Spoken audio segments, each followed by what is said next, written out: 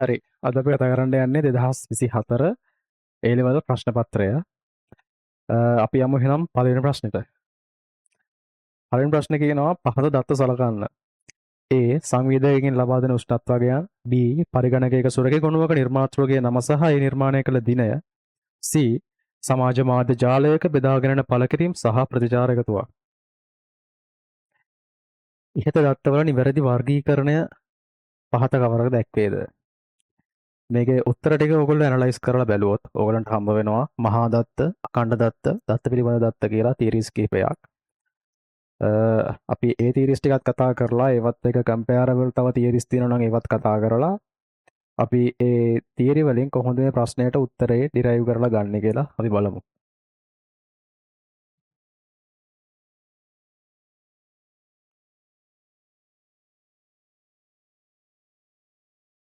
මේකේ අපිට හම්බ වෙනවා අඛණ්ඩ දත්ත කියලා එකක්. අපි කතා කරමු අඛණ්ඩ දත්ත. අඛණ්ඩ දත්තත් එක්ක කම්පැරබල් අපිට හම්බ වෙනවා විවික්ත දත්ත කියලා එකක්. අපි ඒකත් කතා කරමු. හරිද? අඛණ්ඩ දත්ත. මොකද්ද මේ අඛණ්ඩ දත්ත කියලා කියන්නේ? අඛණ්ඩ දත්ත කියලා කියන්නේ මොකක් හරි නිශ්චිත පරාසයක් ඇතුලේ ගන්න පුළුවන් ඕනෑම අගයක්. හරිද? ඒක භාග වෙන්න පුළුවන්, දශම වෙන්න පුළුවන්, පූර්ණ සංඛ්‍යාත්මක අගයක් වෙන්න පුළුවන්. හරිද? මේකට උදාහරණයක් විදිහට අපිට ගන්න පුළුවන් උෂ්ණත්වය. එතකොට කාලය ගන්න පුළුවන් උදාහරණයක් විදිහට. ආය ගන්න පුළුවන් දුර ගන්න පුළුවන්. හරිද? මේවා තමයි උදාහරණ විදිහට අපිට හම්බ වෙන්නේ. හරිද? එතකොට මොකද්ද මේ විවික්ත දත්තයක් කියලා කියන්නේ? විවික්ත දත්ත.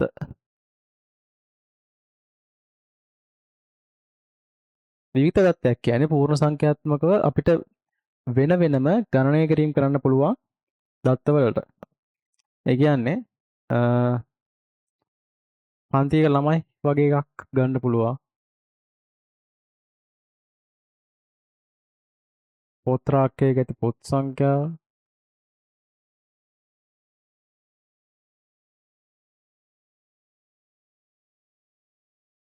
ඒ වගේ දේවල් ගන්න පුළුවන්. මේක අනිවාර්යයෙන්ම පූර්ණ සංඛ්‍යාත්මක අගයක් වෙන්න ඕනෙමයි. හරිද? මේක උදාහරණ අපි කතා කරා.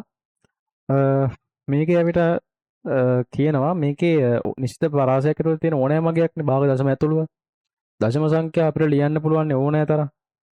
ඕනෑ තරම් ලියන්න පුළුවන්. හරිද? 0.1යි 5යි ඔහොම ලියන්න පුළුවන්. ඒක නිසා මේකට කියනවා දත්ත අනන්ත ප්‍රමාණයක් තියෙනවා කියලා. හරිද?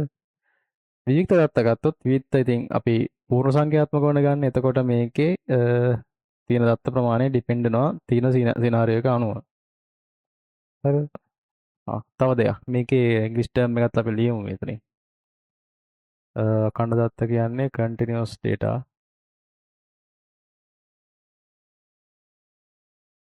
විවික්ත දත්ත කියලා කියන්නේ discrete data.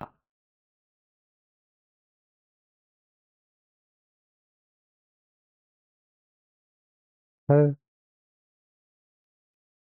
අපි ඊළඟ තියර එකත් කතා කරමු. ඊට කලින් මේක වීඩියෝ එක පෝස්ට් කරලා ඔයගොල්ලෝ නෝට් ඩවුන් කරන ගන්න දෙයක් නෝට් ඩවුන් කරගන්න.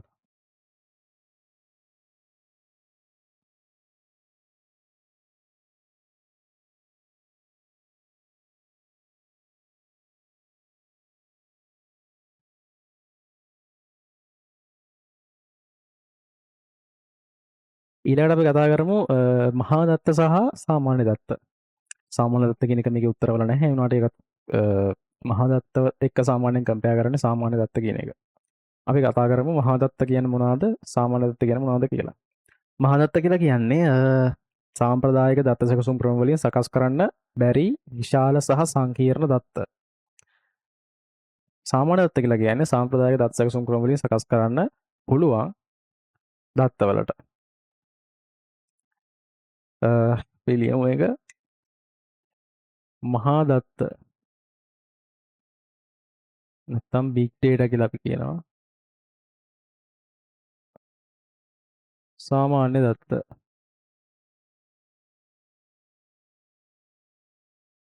normal data. මහා දත්ත කියන්නේ සාම්ප්‍රදායික දත්ත සැකසුම් ක්‍රම වලින් සකස් කරන්න පුළුවන් සමාවෙන්න. සැකසුම් ක්‍රම වලින් සකස් කරන්න බැරි දත්ත.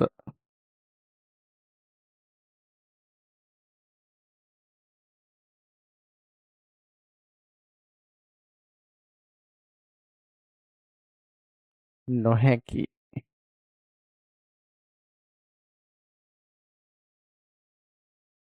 මේ පැත්ත හැකි.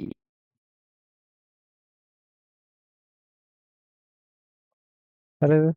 මේ වචනේම තියෙනවානේ මේක ලොකුයි කියන එක. එහෙනම් මේක සයිස් එකෙන් විශාලයි. ඒ වගේම සංකීර්ණයි.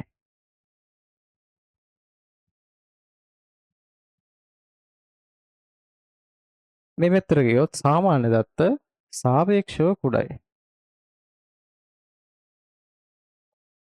ඒ වගේම සාපේක්ෂව සරලයි. මහා දත්ත වලට සාපේක්ෂව.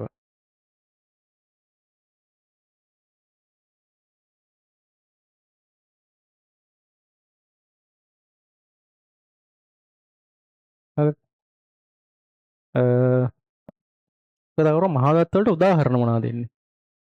මහා දත්ත වලට උදාහරණ විදිහට අපිට ගන්න පුළුවන් social media post.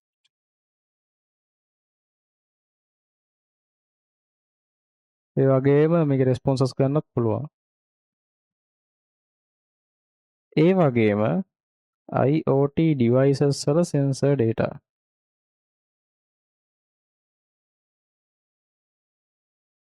sensor data.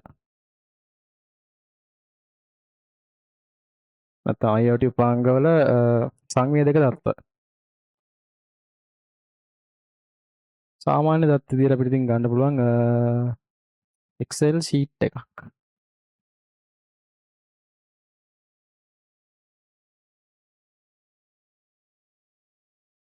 මේ වගේ සාම්ප්‍රදායික දත්ත සැකසුම් ක්‍රම වලින් සකස් කරන්න පුළුවන් දත්ත.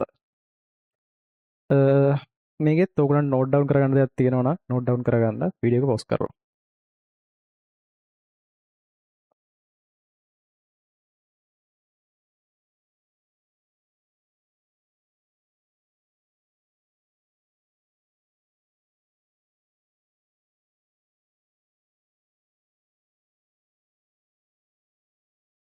ඊළඟට අපි කතා කරමු තවත් තීර එකක් මෙටා ඩේටා.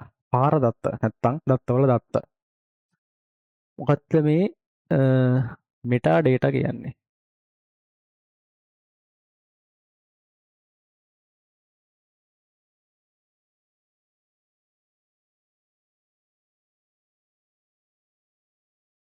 මෙන්න මේකෙන් අපිට මේකේ ඩෙෆිනිෂන් එක ගන්න පුළුවන්. මොකද්ද දත්තවල දත්ත කියන්නේ? මොකක් හරි අපි හිතමුකෝ මෙතන තියෙනවා කියලා ඉමේජ් ෆයිල් එකක්.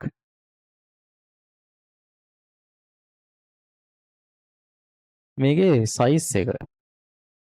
එතකොට මේකේ රිසොලූෂන් එක. එතකොට මේක ක්‍රියේටර්ස් නේම් එක.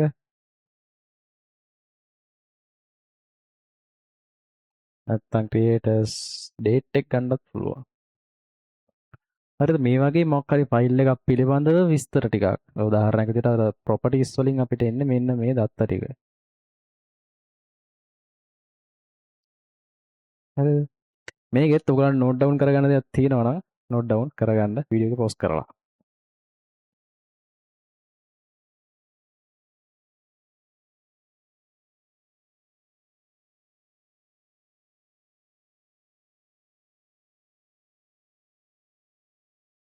දැන් අපි උත්තර ටිකට ආවොත්. හරිද? උත්තරවල තියෙනවා සංවේදකකින් ලබා දෙන උෂ්ණත්වය.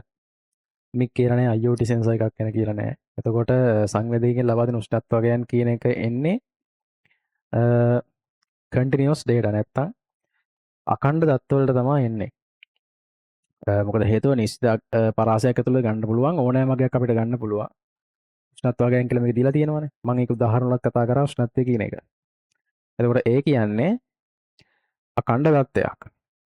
B පරිගණකයක සුරක ගුණාංක නිර්මාතෘගේ නම සහ නිර්මාණය කළ දිනය. මේක යත් වෙන්නේ දත්තවල දත්ත කියන එක. දත්ත පිළිබඳ දත්ත කියන එකට. හරිද? මම කිව්ව ඔයගොල්ලන්ට ප්‍රොපර්ටිස් වලින් හම්බ වෙන දේ කියලා. එතකොට C සමාජ මාධ්‍ය ජාලයක විදාරණ පළ කිරීම සහ ප්‍රතිචාර එකතුවක්. මේක අයත් වෙන්නේ මහා දත්ත කියන ගණයට. ඉංග්‍රීසි මීඩියම් කරන ළමයි මෙටා ඩේටා කියන එක දැකපු ගමන් මේ සෝෂල් මීඩියා පෝස්ට් වලට ගහන්න එපා. මොකද මෙටා කියන සමාගමක්. මෙටා කියන සමාගමේ Facebook, WhatsApp, Instagram වගේ දේවල් තියෙනවා. ඒ වුණාට ඒක අයත් වෙන්නේ මහා දත්ත කියන ගණයට. අපි එහෙනම් යමු දෙවෙනි ප්‍රශ්නෙට.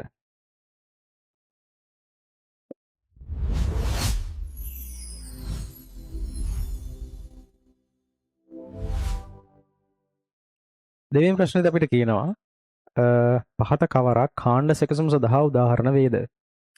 A දැනට හිස් තමන්ට ආසන්නතම රියගාල් කිරීමේ ස්ථානය පරිශීලකයෙකුට ප්‍රතිදානය කරන පද්ධතියක්.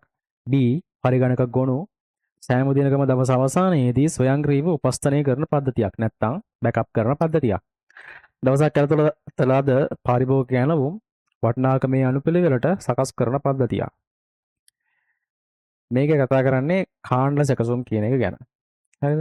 මොකක්ද මේ කාණ්ඩ සැකසුම් කියලා කියන්නේ? කාණ්ඩ සැකසුම් කියලා කියන්නේ මොකක් හරි කාර්ය පරිච්ඡේදයක් ඇතුළතදී කාර්යයන් හෝ ගනුදෙනු කිරීම ගොඩක එකතුවක් අරගෙන ඒ කාලපරාසය ඉවර වෙලා නිශ්චිත නියමිත වේලාවකදී එක ප්‍රොසෙස් එකක් පාවිච්චි කරලා මොකක් හරි අගයක් ගන්නවා නම් උදාහරණයක් ගත්තොත් සුපර් මාකට් එකක දිනක ලාභය ගණනය කරන එක අපිට ගන්න පුළුවන්. හරිද?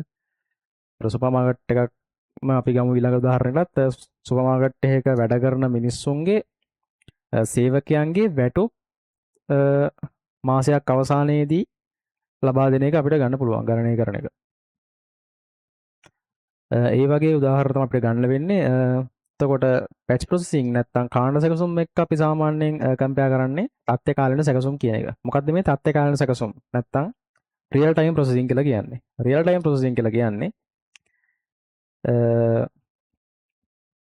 දත්ත ආදානය කරනකොට දත්ත ෂණිකව සකස් කරලා ඒකට රිසල්ට් එකක් දෙනවා නම් අන්න ඒ වගේ සැකසුම් ක්‍රමයකට අපි කියනවා තත්ත්ව කාලීන සැකසුම් නැත්නම් රියල් ටයිම් ප්‍රොසෙසින් කියලා. හරිද?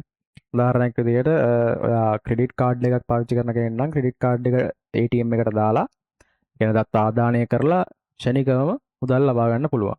ඒ වගේ අවස්ථාවක් අපිට ගන්න පුළුවන්. හරිද? දැන් අපි මේකේ දීලා තියෙන ප්‍රශ්නෙට අපි ගියොත් දැනට හිස් තමන්ට ආසන්නතම රියගාල් කිරීමේ ස්ථානයේ පරිශීලකයෙකුට ප්‍රතිදානය කරන පද්ධතිය.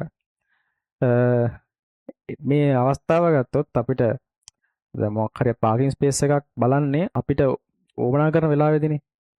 අපි ටවුන් එකට ගිහලා කොහෙද පාක් කරන්න ඕමනා වුණත් අපි බලනවා මේ කොහෙද පාක් කරන්න ස්පේස් එකක් තියෙන්නේ කියලා.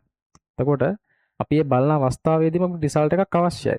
එහෙනම් ඒ වගේ පද්ධතියක් තියෙනවා නම් ඒකිනුත් කරන්න ඉතින් අවශ්‍ය වෙලාවට පුළුවන් ඉක්මනට රිසල්ට් එකක් ලබා දෙන එක.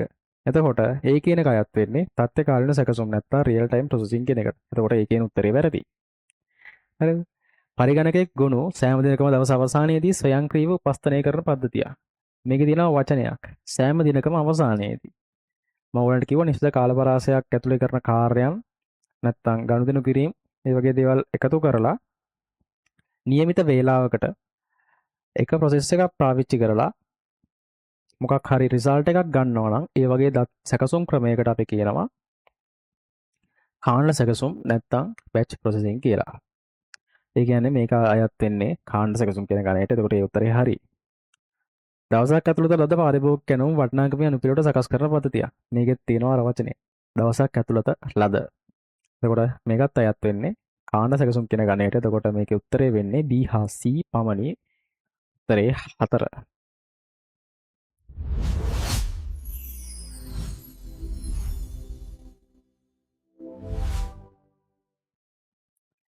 අපි යමු ඊළඟ ප්‍රශ්නෙට. පහත ඡේදයේ A සහ B හිස්තැන් වලට සුදුසු ආදේශක සහිත පිළිතුරු තෝරන්න. ඒ ඉතා පැරණි වුවත් එය තවමත් ලොව විශාලතම සංස්ථාවල දෛනික මෙහෙයුම්වල ප්‍රධාන කාර්යභාරයක් ඉටු කරයි. බලයට අමතරව එහි ජනප්‍රියත්වයට හේතු වූ අනිත් ප්‍රධාන කරුණ වන්නේ B. මේක දෙනවා මේක දීලා තියෙනවා ඒ ඉතා පැරණි වුවත් කියලා. එතකොට ඒ කියන එකට අපිට හම්බ වෙලා තියෙන උත්තර තමයි වලාකුළු පරිගණනය සහ මහා පරිගණකය කියන එක. සාපේක්ෂව මහා පරිගණක කියන එක වලාකුළු පරිගණනයට වඩා පැරණි.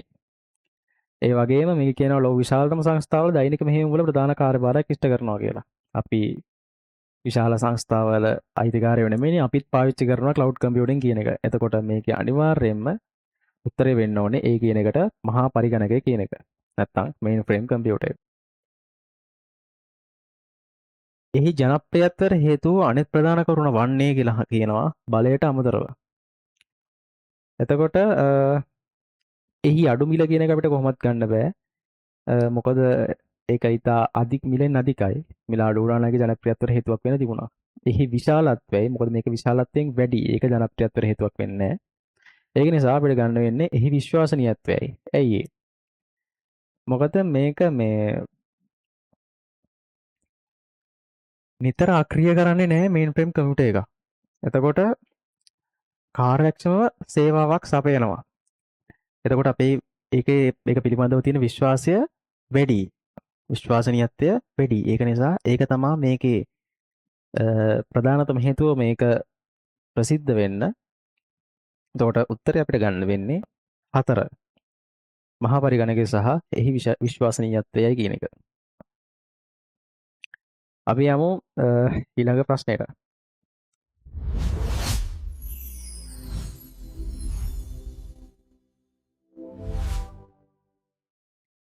ඊළඟ ප්‍රශ්නේ කියනවා විශේෂ උපකරණයක මූලික ආධාරයෙන් ඉදිකෙරුණු නිවාස ගම්මානයක් ඇමරිකා එක්සත් ජනපදයේ නිමවීමට ආසන්නය.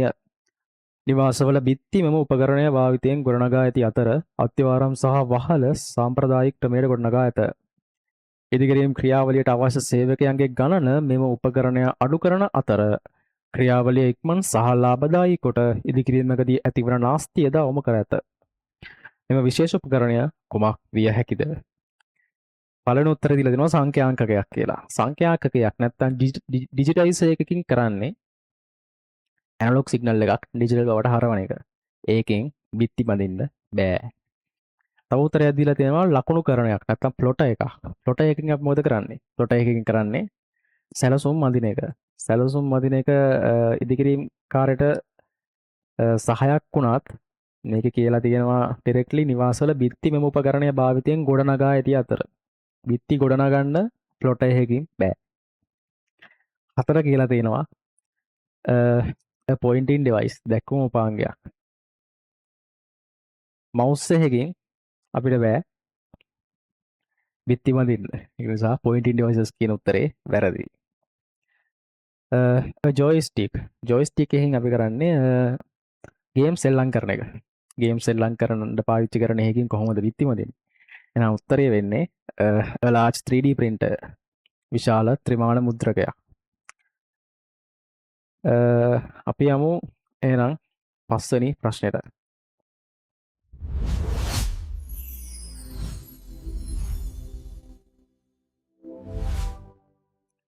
පස්වෙනි ප්‍රශ්නේ කියනවා පරිගණක මව්පුවරුවක ඇති සංරචක සහ සම්බන්ධතා සමහරක් පහත රූපයේ දක්වා ඇත. එහි ලේබල A සහ A සිට E දක්වා මගින් පහත දෑ දැක්වේ. A hard disk, B ROM BIOS, C audio port, D network port, E USB port. ඔයාලට පේනවා මේකේ ports ටික ඔක්කොම සම්බන්ධ වෙලා තියෙන්නේ මේ සම්බන්ධක කියන එකට CDE කියන එක. ඒත් එක්කම තමයි අපිට හම්බ වෙන්නේ ඉසෙට් කියන එකත්. එතකොට අනිවාර්යයෙන්ම ඉසෙට් කියන එකත් port එකක්ම වෙන්න ඕන. මේකේ උත්තරවල ඔයගොල්ලෝ බැලුවොත් port එකක් ඉසෙට් කියන එකට ඇවිල්ලා තියෙන්නේ තුන්වෙනි උත්තරේ. වීඩියෝ එක වෙනිය සඳහා වන සම්බන්ධකය. එතකොට උත්තරේ ගන්න වෙන අපිට 3. මොකද XY කියන එක අපිට ඩිරෙක්ට්ලි කියන්න බෑ මොකක්ද කියන එක. මොකද AB කියන්නේ කම්පියුටර් එක ඇතුලේ තියෙන කම්පෝනන්ට් එකක්. හાર્ඩ් ඩිස්ක් එකයි ROM එකයි. එතකොට XY කියන්නේ අනිවාර්යයෙන්ම කම්පියුටර් එක ඇතුලේ කම්පොනන්ට් එකක්, පෝට් එකක් නෙවෙයි. Z කියන එක නම් අනිවාර්යයෙන්ම පෝට් එකක් වෙන්න ඕනේ. එතකොට උත්තරය අපිට ගන්න වෙන්නේ තුන්වෙනි උත්තරේ. අපි යන් 6 වෙනි ප්‍රශ්නෙට. මොකද්ද 6 වෙනි ප්‍රශ්නේ?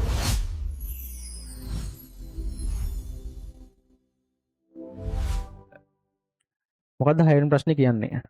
අලුත් වැඩියා කිරීමකින් පසුව මෙම මේස පරිගණකයක් දෘඩ ඩිස්කයෙන් ඉතා වේගයෙන් ආරම්භ වන බව පුද්ගලයෙක් නිරීක්ෂණය කරයි. අලුත් වැඩියාවේදී පහත කවරක් සිදු කරන්නට ඇතිද?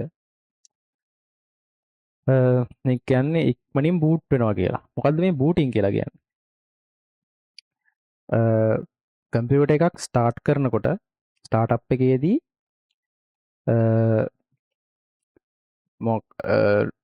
හાર્ඩ් ඩිස්ක් එකේ මෙමරි එකට OS එක ලෝඩ් කිරීම තමයි වෙන්නේ බූටින් එකේදී.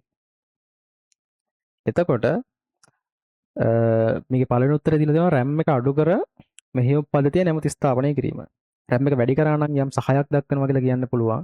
වක්‍රාකාරව හරි. ඒ වුණාට මේක කියලා දෙන RAM එක අඩු කරනවා කියලා. RAM එක අඩු කරොත් වෙන්නේ performance අඩුවීමක්. එතකොට ඒකේ බලපෑමක් ඇති වෙන්නේ නැහැ. දෙවෙනි එකේ කියනවා දෘඩ ඩිස්කේ ආකෘතිකරණය කිරීම පමණක්. හાર્ඩ් ඩිස්ක් එක කියන්නේ මැග්නටික් ප්ලේට්ස් වලින් හැදිච්ච උපාංගයක්. Magnetic plates කැරගෙනවා. මේ කැරගෙනකොට ඒකේ තියෙන ආර්ම් එකකින් තමයි මේ data access කිරීම සිද්ධ කරන්නේ. එතකොට ෆෝමැට් කරනවා කියලා කියන්නේ මොකද්ද? ෆෝමැට් කරනවා කියලා කියන්නේ තියෙන data ඔක්කොම ඉරේස් කරලා දාලා අලුත් ෆයිල් සිස්ටම් එකක් ඉන්ස්ටෝල් කරන එකට. එතකොට මේකේ පාවිච්චි කරන්නේ hard disk එකක්. hard disk එක ඔයගොල්ලෝ දන්නවා වේගය අඩුයි සාපේක්ෂව. අපි අනිත් උත්තරත් කතා කරලා හරි උත්තරේ මොකක්ද කියලා බලමු. තුන්වෙනි උත්තරේ කියන අලුත් CD දාවකයක් පිහිටුවේ. මේක කොහෙත්ම ගැලපෙන්නේ නැහැ මේකට. එතකොට ඒ උත්තරේ වෙන්න බෑ. පරිගණකය තුළ ඇති කුඩා පංකාව ආදේශ කිරීම පමණක්. කූලින් ෆෑන් එකකින් වෙන්නේ සිස්ටම් එක කූල් කරන එක. ඒකෙන් බූටින් වලට බූටින් ස්පීඩ් එකට බලපෑමක් වෙන්නේ නැහැ. පස්වෙනි උත්තරේ තියෙනවා දෘඩ ඩිස්කේ වෙනුවට ඝන තත්ත්ව දාවකයක් නැත්නම් SSD එකක් රීඉන්ස්ටෝල් කරලා මෙහෙයුම් පද්ධතිය රීඉන්ස්ටෝල් කරනවා. ඒ උත්තරේ අපිට ගන්න පුළුවන්. මොකද ඔයගලන්ට ඉගෙන ගන්න හම්බ වෙලා ඇති මේක මොකක්ද තියෙනවා හයරාකි එකක්. මොකද්ද හයරාකි එකක් කියන්නේ? මෙන්න මේ වගේ එකක් දැකලා තියෙනවද බලන්න.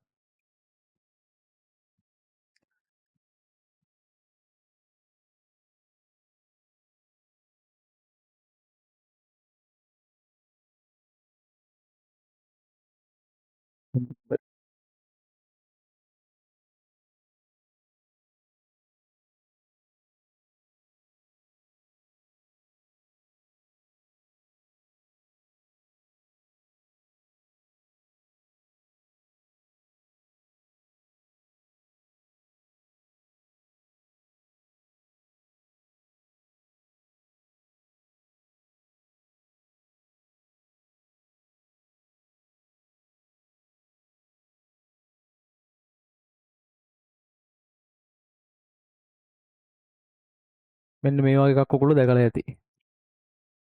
පළවෙනි දෙවෙනි පාඩම් වල ඔයගොල්ලන්ට හම්බ වෙනවා. එතකොට මේකේ උඩට යනකොට පල්ලෙහා ඉඳලා උඩට බැලුවොත් ස්පීඩ් එක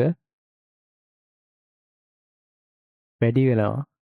කොස්ට් එක වැඩි වෙනවා. සයිස් එක අඩු වෙනවා. හරිද? හොඳට අපි මේක කතා කරනවා ස්පීඩ් එක වැඩි වෙනවා කියලා. මැග්නටික් ඩිස්ක් කියන්නේ මෙතනදී මම ඔයගොල්ලන්ට කිව්වා මැග්නටික් ප්ලේට් වලින් තමයි මේක හැදිලා තියෙන්නේ. මොකද්ද? hard disk drive එක. solid state disk කියන්නේ ඝන තත්ත්ව උපාංගයක්. මොකද්ද මේ? SSD solid state drive කියන එක. එතකොට මේකට වඩා මේක උඩින් තියෙන්නේ කතා කරා ස්පීඩ් එක වැඩි වෙනවා කියලා මේක උඩට යනකොට. එතකොට SSD එක කියන එක මෙතනදී ස්පීඩ් එකෙන් වැඩි. මං කිව්වා කලින් මේකෙදි වෝටින් කියන එකේදී වෙන්නේ මේකේ තියෙන ගවඩා උපාංගයක් නැත්නම් ස්ටෝරේජ් ඩිවයිස් එකකින් මෙමරි එකට OS එක ලෝඩ් කරන එක වෙන්නේ කියලා. එතකොට ස්ටෝරේජ් ඩිවයිස් එක ඍජුවම සම්බන්ධ වෙනවා මේ ක්‍රියාවලියට. එතකොට ඒකෙදී කරලා තියෙන්නේ වේගයෙන් අඩු එකක් වේගය වැඩි එකකට මාරු කරලා තියෙනවා. ඉන්ස්ටෝල් කරලා එතකොට මෙහෙම පත්තේ නැවත ස්ථාපනය කරලා. එතකොට මේ උත්තරය අපිට ගන්න පුළුවන්. අපිට දෙවෙනි උත්තරේ මග හරින්නත් මේකෙන් පුළුවන්. මොකද ඒකෙදී කරලා තියෙන්නේ හાર્ඩ් ඩිස්ක් එක ෆෝමැට් කිරීම විතරයි. ඒතර ඒ උත්තරේ ගන්නත් බැහැ. උත්තරේ එහෙනම් පස්වෙනි උත්තරේ දෘඩ ඩිස්කේ වෙනුවට ඝන තත්ත්ව දාවකයක් ආදේශ කර මෙහෙයුම් පද්ධතිය නැවත ස්ථාපනය කිරීම. අපි යන් හත්වෙනි ප්‍රශ්නෙට.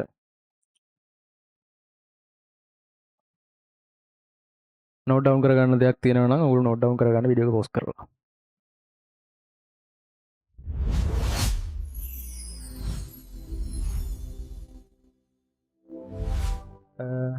හත්වෙනි ප්‍රශ්නේ දැන් අපිට හම්බ වෙන්නේ නම්බර් සිස්ටම් ප්‍රශ්න කිහිපයක් හම්බ වෙන්නේ. අපි නම්බර් සිස්ටම් ප්‍රශ්නයකට දාන්න කලින් කරන්න තියෙන පොඩි දේවල් ටිකක් කරලා යමු. ඉස්සෙල්ලා අපිට හම්බ වෙනවා නම්බර් සිස්ටම් පාඩමේදී නම්බර් සිස්ටම්ස් හතරක්. බයිනරි, ඔක්ටාල්, ඩෙසිමල් සහ හෙක්සාඩෙසිමල් කියන. අපි මෙතනදී ගමු ඔක්ටාල්. නැත්නම් අෂ්ටමය.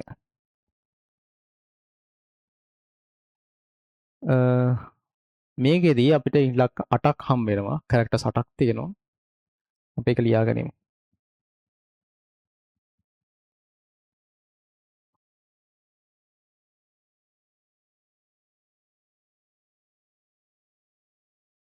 අපි මේකේ බයිනරි එක ලියාගන්න යන්නේ. හරිද? ඉලක්කම් 8ක් තියෙනවනේ. සමාව වෙන්න. ඉලක්කම් 8ක් තියෙනවා බිඳුවත් එක්ක. අපි ඉස්සෙල්ලාම 8 දෙකට බෙදන්න. 4යි දාන්න බිඳු 4ක්. ඊපස්සේ දාන්න 1 4ක්.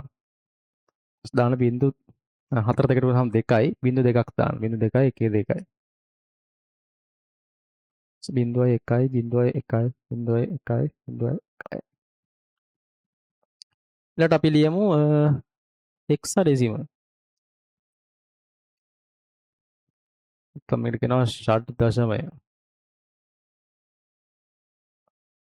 මොකද්ද මේ ෂඩ් දශමයේ නම්බර් කියන්නේ? ෂඩ් දශමයේ නම්බර්ස් වලට එනවා නම්බර්ස් 16ක්.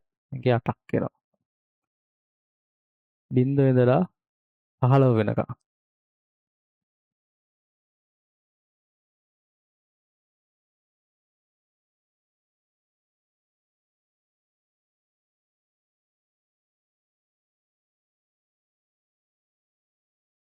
මේකේ 10 ඉඳලා අපි මේකට කියනවා A B C D E F.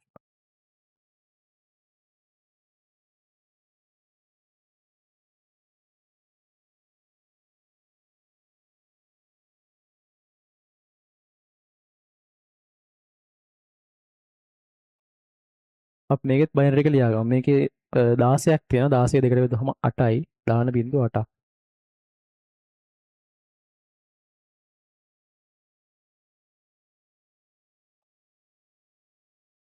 16 8 දෙකට බෙදුවම 4යි.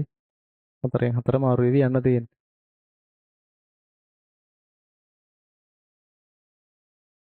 ඊපස්සේ දාන්න 2ෙන් 2.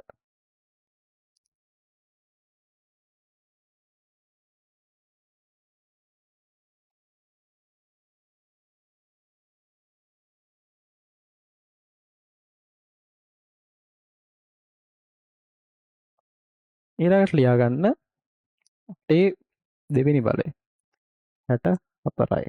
8 තුන්වෙනි බලය 64කට 512යි. 8 4 4096යි. අපි බලමු 16 දී. 16 වර්ගය. 16 වර්ගය කියන්නේ 256යි. 16 ඝනය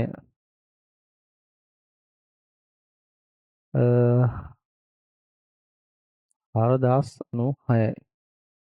16 4 65536යි. මෙච්චර නම් ඕන වෙන එකක් නෑ මේක හදන්න. උනාට මේකත් ඕන නම් මතක තියාගන්න. මේ ටික තියෙනවා නම් අපිට පුළුවන් නම්බර් සිස්ටම් ප්‍රශ්න එක ලේසියෙන්ම කරගන්න. ඒ කියන්නේ මේක එන කාලේ අඩු කරගන්න පුළුවන්. ඔයගොල්ලෝ එක්සෑම් එකට ගියපු ගමන් ඉස්සෙල්ලාම මේක ලියා ගන්න. හරි. හත්වෙනි ප්‍රශ්නේ අහලා තියෙනවා දශමය 14.25ට තුල්‍ය වන නිවැරදි ද්විමීය සංඛ්‍යාව කුමක්ද කියලා. 14.25. අපි ඉස්සෙල්ලාම කරන්නේ මෙන්න මේකේ නිකිල කොටස. මෙන්න මේක බයිනරි වලට හරව ගන්න එක.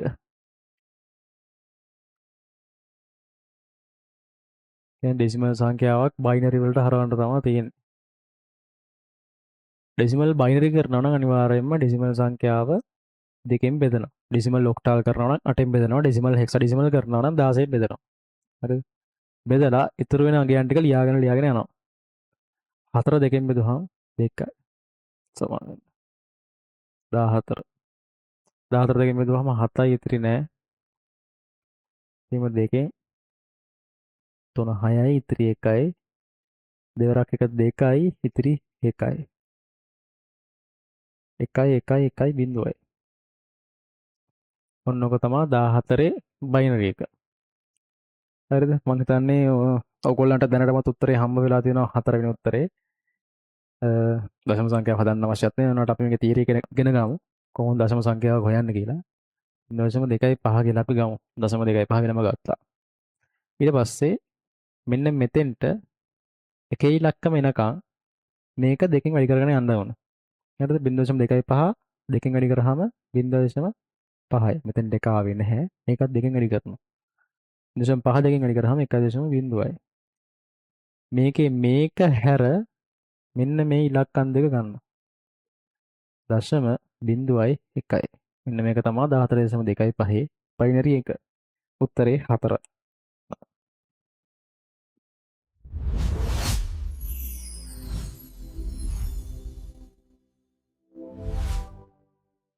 ඊළඟ ප්‍රශ්නේ කියලා තියෙනවා අෂ්ටමය 120ට තුල්‍ය වෙන නිවැරදි දශමයේ සංඛ්‍යාව කුමක්ද? කියන්නේ 128 ඔක්ටාල් ටු ඩෙසිමල්. මෙන්න මේකෙදි මම මේකෙදි මේක ඕන වෙනවා අපිට.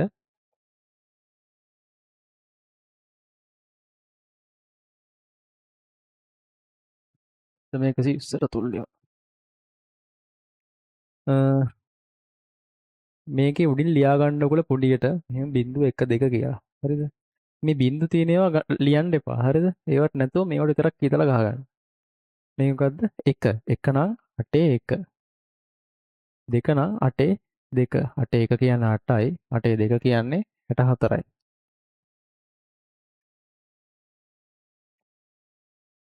8 ඒවා කීයක් තියෙනවද මෙතන? 8 ඒවා දෙකක් තියෙනවා.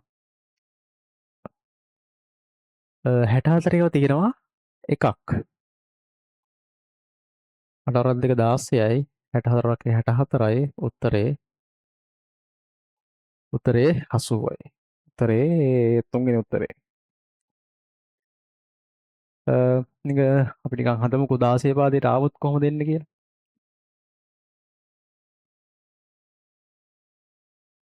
116 පාදයෙන් තිබ්බ කියලා හිතමු.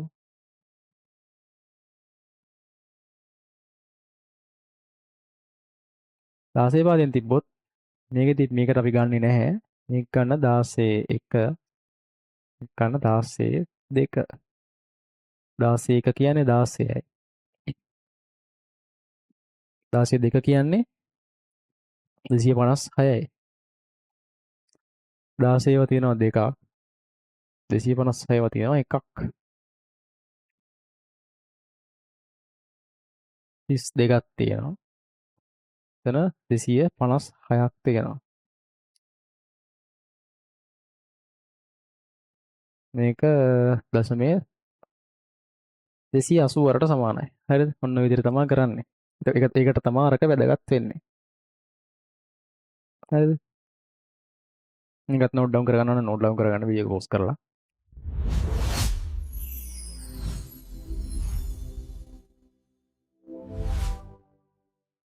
එහෙනම් අපි යමු ඊළඟ ප්‍රශ්නෙට. පහත කවරක් නිවැරදි වේද? ED7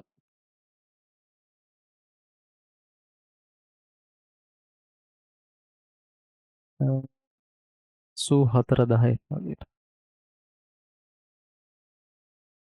3 8. EV7 කියන එකේ බයිනරි එක අහනවා. E E කියන්නේ 1 1 1 බිංදුව. B 1.1 1 7 0.1 1 ඊළඟට අහලා තියෙනවා 753 ඔක්ටාල් එකේ බයිනරි එක. 7 1 3යි. පහ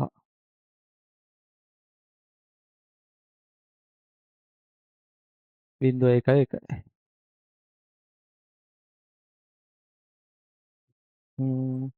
84 බයිනරි එක අහලා තියෙනවා අපි මේක කලිනුත් කරා. ඩෙසිමල් ටු බයිනරි දෙකෙන් බෙදන්න.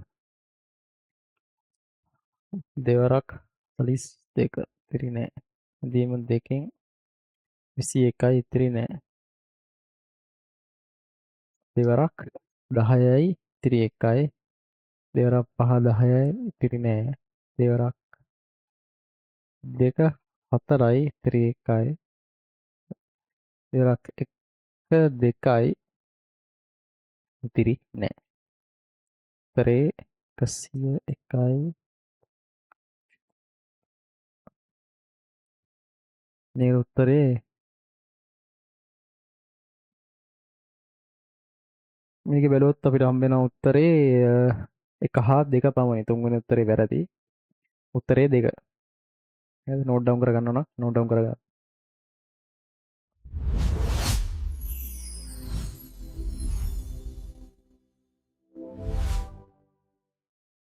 10 වෙනි ප්‍රශ්නේ අපිට හම්බ වෙනවා පහත වගුවේ දෙවෙනි සහ තුන්වෙනි පේළිවල ඉංග්‍රීසි වචන දෙකක් සහ ඇස්කිකේතයට අනුව ඒවායේ ද්විමය නිරූපණයක් නැත. NO හි ද්විමය නිරූපණය හිස්ව තබා ඇත. හිස්තැනට සුදුසු ආදේශකය කුමක්ද?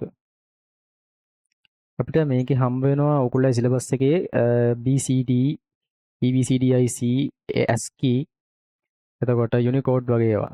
හරිද? අපි ඔක්කොගෙම තියරිස් ටික කතා කරලා ඊට පස්සේ මේ ප්‍රශ්නේ හදන්නෙමු. හරිද? BCD BCD වල අපිට හම්බ වෙනවා බිට් 4ක්. බිට් 4කින් අපිට ලියන්න පුළුවන් නේ මේකේ පේනවනේ. 16ක් ලියන්න පුළුවන්. එනකොට මේකේ තියෙන්නේ 0 සිට 9 දක්වා සංඛ්‍යා පමණයි. හරිද? ඊළඟට තියෙනවා EBCDIC කියලා. මේකේ තියෙනවා බිට් 8ක්. බිට් 8කින් අපිට ලියන්න පුළුවන් කැරක්ටර්ස් 256ක්.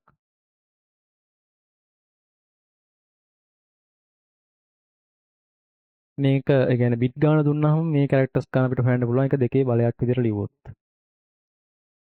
හරිද? ඊළඟට තියෙනවා ASCII. ASCII වල තියෙන්නේ බිට් 7යි. එතකොට දෙකේ 7 වෙනි බලය මේකේ තියෙනවා කැරක්ටර්ස් 128ක්. ඔස්සේ යුනිකෝඩ්. මේගොල්ලෝ කියනවා ආසන්න වශයෙන් මේකේ කැරක්ටර්ස් තියෙනවා කියලා 1,43,000ක් පමණ. හරිද? මේකේ ආවා UTF-8 UTF-32 කීකේ versions ආවා. ඒක දැනට පාවිච්චි වෙන්නේ මේක. දැන් අපේ ප්‍රශ්නෙට අදාළ වෙන්නේ ASCII කියන එක. මේක නෝට් ඩවුන් කරගන්න ඕන නෝට් ඩවුන් කරගන්න.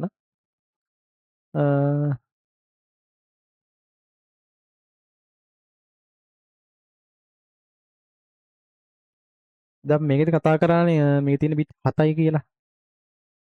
එතකොට අපි මොකද කරන්නේ? බිට් 7යි කියන්නේ මේකේ තියෙන බිට් 4යි උදාහරණයක් විදිහට ගත්තොත්.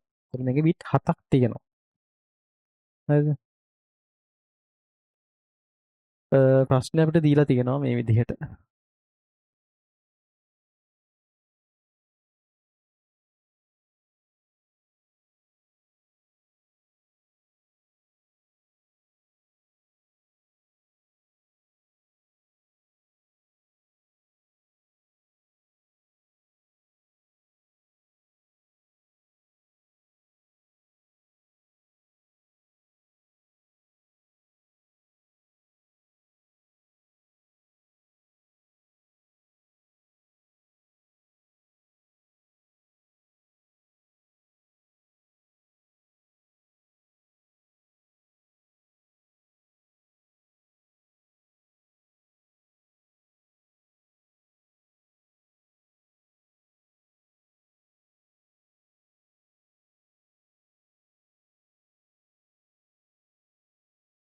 මෙන්න මේක තමයි අහලා තියෙන්නේ. හරිද?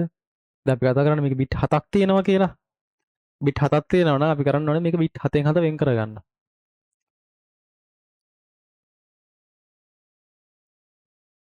ඒතර මේ කියන්නේ simple n.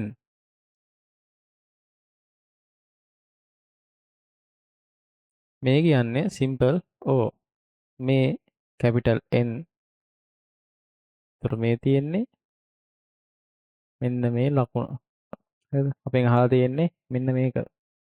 ඒතර n කියන එකට අදාළව ASCII අගය ඔයගොල්ලෝ ලියන්න පුළුවන්. simple o වලට අදාළව ලියන්න පුළුවන්. හර්ෂාදී ලකුණට ලියන්න පුළුවන්.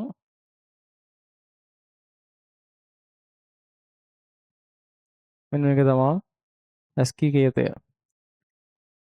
උත්තරේ එන්නේ එතකොට තුන්වෙනි උත්තරේ. අපි යමු ඊළඟ ප්‍රශ්නෙට.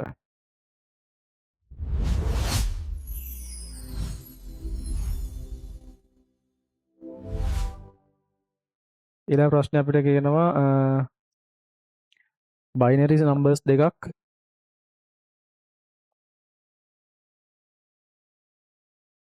නම්බර්ස් දෙකක් එකතු කරන්න කියලා කියන්නේ.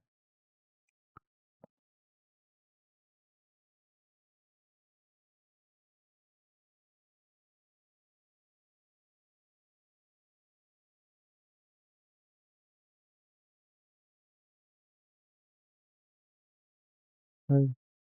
මේදී අපි ගන්න ඕන දේවල් ටිකක් තියෙනවා. හරිද? මෙන්න මේ දේ දැනගත්තා නම් ඔයාලට මේක කරන්න පුළුවන්. හරිද? එක තැන එක කියන්නේ 2යි. 2 බයිනරි මොකද්ද? 10යි. එක තැන එක 3යි. 3 බයිනරි එක 11යි. බලමු. 1යි 1යි 2යි. 2 කියන්නේ 1.0යි. එතකොට මෙතන දානවා බිඳුව මෙහාට කැරි කරනවා මේක. එහා පැත්තට. 1.0.1යි 0.0.0යි 1.0යි 1යි 1.0යි. උත්තරේ මෙන්න මේක. ප්‍රශ්නේ හිට උත්තරේ පළවෙනි උත්තරේ. නම්බර් සිස්ටම් ප්‍රශ්න ටික මෙතනින් ඉවරයි. නෝට් ඩවුන් කර ගන්නවා නම් නෝට් ඩවුන් කරගන්න.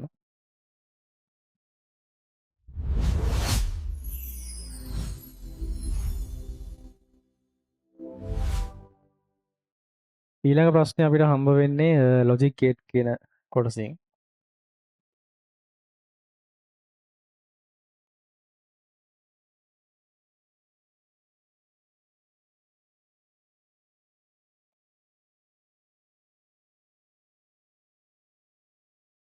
ඊළඟ ප්‍රශ්නේ අපිට හම්බ වෙන්නේ ලොජික් ගේට් කියන පාඩමෙන්.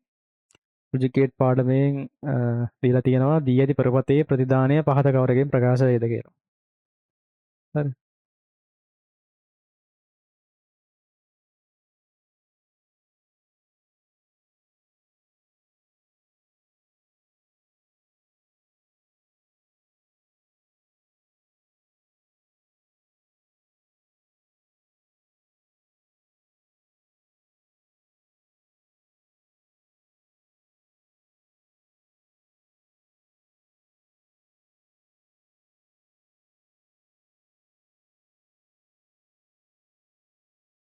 මෙන්න මෙහෙම එකක් දීලා තියෙනවා. හරිද? අපි මේ ගේට් ටික පොඩ්ඩක් අඳුනගෙන ඉමු. ටක් ගාලා.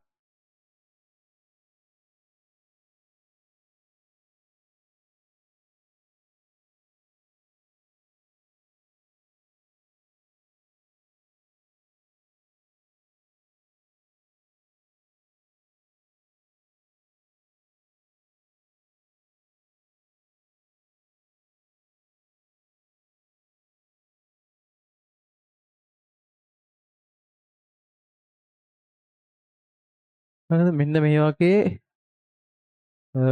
ගේට් ටිකක් අපිට හම්බ වෙනවා. මේ AND ගේට් එක, මේ OR, මේ NOT, මේ NAND, මේ NO. මේ කියන්නේ AND එකේයි NOT එකේ එකතුව තමයි මේ NAND කියලා කියන්නේ. මේ O එකේයි not එකයි එකතුව තමයි no කියලා කියන්නේ. හරිද? AND gate එකේ output එක එන්නේ xy කියන එකක් input කරොත් x.y නැත්නම් xy කියලා ලියන්න පුළුවන්. xy කියන එක OR gate එකෙන් ගියොත් අපිට හම්බ වෙනවා x ධන y. not gate එකෙන් x කියන එක කිව්වොත් අපිට හම්බ වෙන්නේ මෙන්න මේව එකක්. නැත්නම් මේක මෙහෙම ලියන්නත් පුළුවන්. හරිද? xy කියන එක NAND gate එකෙන් ගියොත් අපි කියවනේ AND එකේ not එකතුව කියලා. AND එකෙන් අපි ලියන්නේ කොහොමද? xy. NAND එකේදී not එකේදී ලියන විදිහට බා එකක් දානවා. හරිද? නැත්නම් මේක මෙහෙම ලියන්නත් පුළුවන්. හරිද? no එකේදී අපි කිව්වා මේකේ not එකේයි o එකේ එකතුව කියලා. o එකේදී අපි ලියන්නේ x ධන y කියලා. ඒතර මේකේ බා එක. නැත්නම් x ධන y ගේ ඩෑෂ් කියලා ලියන්නත් පුළුවන්. හරිද? ඔය ටික තමයි ගේට් ටික. අපි බලමු මේකේ කොහොමද අපි උත්තරේ ගන්න කියලා. මේ NAND ගේට් එකට එනවා x ඩිරෙක්ට්ලි එනවා y කියන එක එනවා y බා වෙලා. එතකොට x y බා NAND එකක් නිසා x y බා වල බා එක එන්නේ මෙතෙන්ට. එතකොට මේකයි z එකයි තමයි f එකට මේ o ගේට් එකකින් යන්නේ. උත්තරේ ගන්න පුළුවන් x y බා වල බා ධන z කියලා. උත්තරේ 5.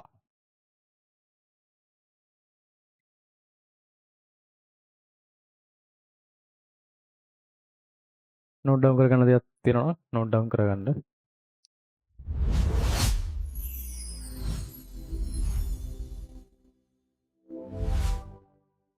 ඊළඟට 13 වෙනි ප්‍රශ්නෙට 13 වෙනි ප්‍රශ්නේ කියනවා ද්විත්ව ප්‍රතිලෝම සහ ඩී මෝගන් න්‍යායන් x බා ධන y z යෙදූ විට පහත කවරක් ලැබේද කියලා. හරිද? මොකද්ද මේ ද්විත්ව ප්‍රතිලෝම න්‍යාය කියලා කියන්නේ? ද්විත්ව ප්‍රතිලෝම න්‍යාය කියලා කියන්නේ a සමානයි a ඩබල් බා.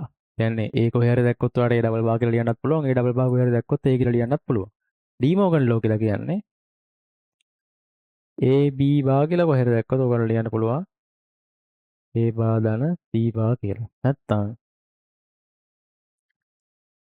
a ධන b බා කියලා දැක්කොත් ඒකට ලියන්න පුළුවන් a බා ඩොට් b බා කියලා. හරි.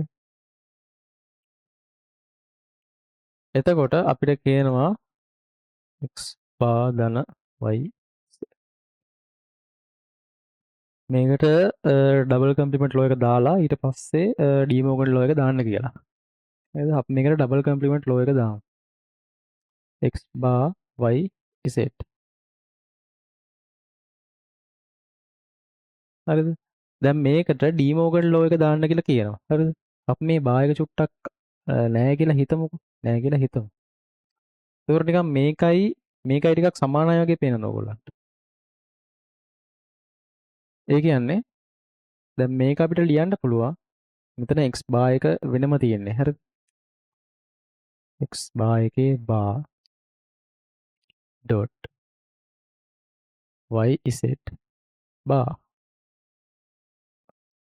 මේක මේ විදිහට ලිව්වා. දැන් මේක අපි අයින් කරන්නේ බා එකක්. අන්න ඒක මෙන්න මෙහෙම දාන්න. හරිද? ඊට පස්සේ මේ උත්තරය පොඩ්ඩක් සරල කරන්න ආයෙමත් අපි ඩබල් කම්ප්ලිමන්ට් ලෝ එක දාමු. ඒ කියන්නේ සරල උත්තරයක් තමයි අහන්නේ. හරිද?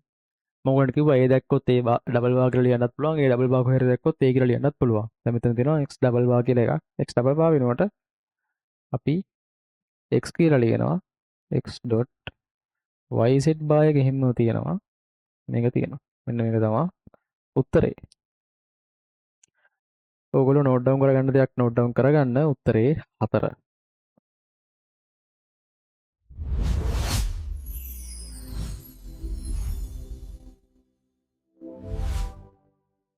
ඊළඟට අපිට හම්බෙනවා දී ඇති කානෝ සිතියම හරහා ලබාගත හැකි සරලතම බූලිය ප්‍රකාශනය කුමක්ද කියලා.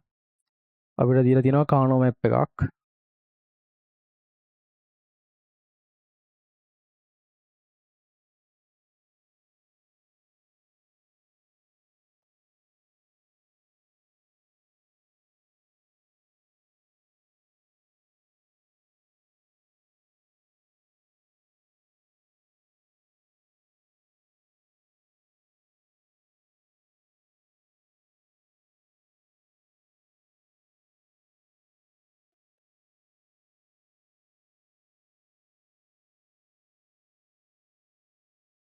මේකේ අපි කොහොමද සරල කරන්නේ? මේකේ අපි ගෲප් කරන්න ඕනේ ඉස්සෙල්ලාම ගෲප් කරද්දී අපි පාවිච්චි කරන්නේ දෙකේ ගුණාකාර දෙකෙන් මේව කරන්නත් පුළුවන් හතරේ මේව කරන්නත් පුළුවන් කානෝ මැප් වල තියෙන නීතිය තමයි දෙකේ ගුණාකාර වලින් ගෲප් කරන්න පුළුවන් හැබැයි හදන්න පුළුවන් ලොකුම ගෲප් එක හදන්න ඕන. දැන් මේ හතර අපි ගත්තොත් අපිට ගෲප් කරන්න පුළුවන් මෙහෙම ගෲප් කරලා ඊට පස්සේ මෙහෙම ගෲප් කරන්නත් පුළුවන් නේ. එහෙම ගෲප් කරන්නේ නැහැ. හරිද? මෙතන හතරක් එකට අපිට ගෲප් කරන්න පුළුවන් නිසා මෙතන අපි මේක එක ගෲප් එකක් විදියට ගෲප් කරනවා. හරිද? ඊට පස්සේ මේකත් එක්ක අපිට හදන්න පුළුවන්. දැන් මේක වෙනමනේ තියෙන්නේ. දැන් මේ හතර මේකට අහු වෙලා තියෙනවා. පිටින් තියෙන මොනවද? මේක විතරයි. මේකත් එක්ක ගෲප් කරන්න පුළුවන් මේක විතරයි. ඇයි අපිට මෙහෙම කරන්න බැරි? තුනක් ගන්න බෑ. මොකද දෙකේ ගුණාකාර පමණයි පුළුවන්. ඒක නිසා මේ දෙක මෙහෙම ගෲප් කරනවා. ඊට පස්සේ අපි මේකේ ගෑන් ටික ගන්නයි යන්නේ. හරිද? මේකෙදි අපිට පුළුවන් කොහොමද මේකට පොදු අගයන් ටිකක් ගන්න. හරිද? දැන් මේකෙන් මේ එකේ හතර අපි වෙන වෙනම ලියාගමු. හරිද? දැන් ඉස්සෙල්ලාම මේක. හරිද? ඒක කියනවා ඒක අපිට හම්බෙන්නේ මෙතන මේ බිඳුවෙන් කියවෙන්නේ z බා කියන එක. හරිද? මේන් කියවෙන්නේ z කියන එක. දැන් මේවෙන් කියවෙන්නේ x බා y බා එතකොට x බා y xy xy බා ඔන්න ඔහොම තමයි මේකෙදි කියවෙන්නේ. හරිද? දැන් මේකෙදි අපිට ලියන්න වෙන්නේ x බා y z බා. මේකෙදි අපිට ලියන්න වෙන්නේ xy z බා. මේකෙදි ලියන්නේ x බා y z x බා y z. මේකෙදි ලියන්නේ xy z.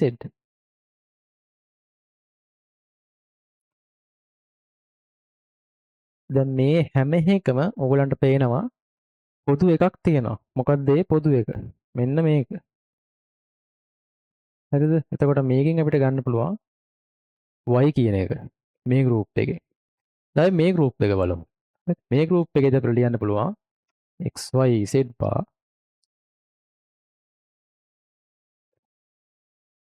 x y බා z බා. එතකොට මේ දෙකෙන් අපිට පොදුයි කියලා ගන්න පුළුවන් x සහ z බා. එතකොට මේ ගෲප් එකෙන් අපිට එන්නේ x z බා කියන එක. උත්තරේ වෙන්නේ y ධන x z බා. උත්තරේ 5. නෝට් ඩවුන් කරගන්න දෙයක් නෝට් ඩවුන් කරගන්න.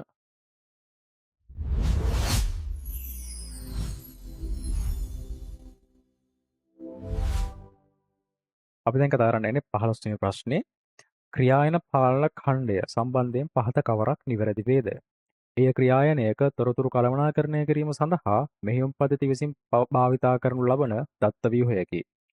එය ක්‍රමලේඛයක් සම්පාදනයේදී සෑදී නැත්නම් කම්පයිල් කරනකොට හැදෙනවා කියලා කියන්නේ ප්‍රෝග්‍රෑම් එකක්. PCB දෙකක ප්‍රෝග්‍රෑම් කවුන්ට් අගයන් එක සමාන විය හැකිය. මේකේ තියරි කීපයක් අපිට හම්බ වෙනවා ප්‍රොසෙස් කන්ට්‍රෝල් බ්ලොක් නැත්නම් ක්‍රියායන පාලන ඛණ්ඩය සහ PCB C ප්‍රකාශය කියනවා PCB දෙක ප්‍රෝග්‍රෑම් කවුන්ටර් ගයන් පිළිබඳව. එතකොට අපිට එතන තියරිස් දෙකක් හම්බ වෙනවා PCB එක සහ ප්‍රෝග්‍රෑම් කවුන්ටර් කියන මොකක්ද කියන එක පිළිබඳව අපි ඒ ටික කතා කරලා මේ ප්‍රශ්නෙට එමු. මොකද්ද ප්‍රොසෙස් කන්ට්‍රෝල් බ්ලොක් එකක් නැත්නම් ක්‍රියායන පාලන ඛණ්ඩයක් කියලා කියන්නේ? ප්‍රොසෙස් කන්ට්‍රෝල් බ්ලොක් එකක් කියලා කියන්නේ එක් එක් ක්‍රියායනය සඳහා මෙහෙයුම් පද්ධතිය විසින් පවත්වාගෙන යනු ලබන දත්ත ව්‍යුහයක්. ඒකේ තියෙනවා process ID එක එතකොට program count එක CPU register එක memory management details එතකොට ඔය process එක තියෙන තත්ත්වය process state එක වගේ දේවල් මේකේ අඩංගු වෙලා තියෙනවා. එතකොට මේකේ ඒ ප්‍රකාශය කියනවා ඒ ක්‍රියායනයක තොරතුරු කළමනාකරණය කිරීම සඳහා මෙහෙයුම් පද්ධතිය විසින් භාවිතා කරනු ලබන දත්ත ව්‍යුහයක් කියලා. ඒක PCB එකේ definition එක. ඒක නිසා ඒ ප්‍රකාශය හරියටම හරි. අපි යමු B ප්‍රකාශයට. B ප්‍රකාශයේ කියනවා එය ක්‍රමලේඛයක් සම්පාදනයේදී සෑදේ කියලා. ක්‍රමලේඛයක් සම්පාදනයේදී නෙවෙයි PCB එකක් හැදෙන්නේ. PCB එකක් හැදෙන්නේ මොකක් හරි process එකක් memory එකට load කරලා ඒක execute කරන්න ලැහැස්ති වෙනකොට execute කරන්න සූදානම් වෙනකොට තමයි මේක නිර්මාණය වෙන්නේ. එතකොට දෙවෙනි ප්‍රකාශය අපිට වැරදි කියලා කියන්න පුළුවන්. PCB දෙකක program counter කියන්නේ එක සමාන විය හැකියි. PCB දෙකක program counter කියන්නේ එක සමාන වෙන්න පුළුවන්. එකම program එකක අවස්ථා දෙකක් හෝ කිහිපයක් එකවර ක්‍රියාත්මක වුණොත් ඒ හැම අවස්ථාවම තියෙන්නේ එකම process state එකනේ. එතකොට එකම program counter එකක් ඒකට assign වෙන්න පුළුවන්. ඒක නිසා අපිට මෙතන උත්තර විදියට ගන්න වෙන්නේ A සහ C පමණි.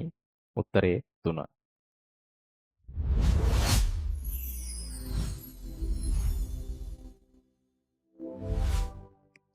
අපි යමු 16 වෙනි ප්‍රශ්නෙට. 16 වෙනි ප්‍රශ්නේ කියනවා අමර බහුපරිශීලක පරිගණකයක් පණ ගන්නවයි. ඒ ආරම්භ වූ විට සාමා එම පරිගණකයට ටර්මිනල් එකකින් පූර්ණ වී වෙබ් අතර එක්සුවක් ආරම්භයි.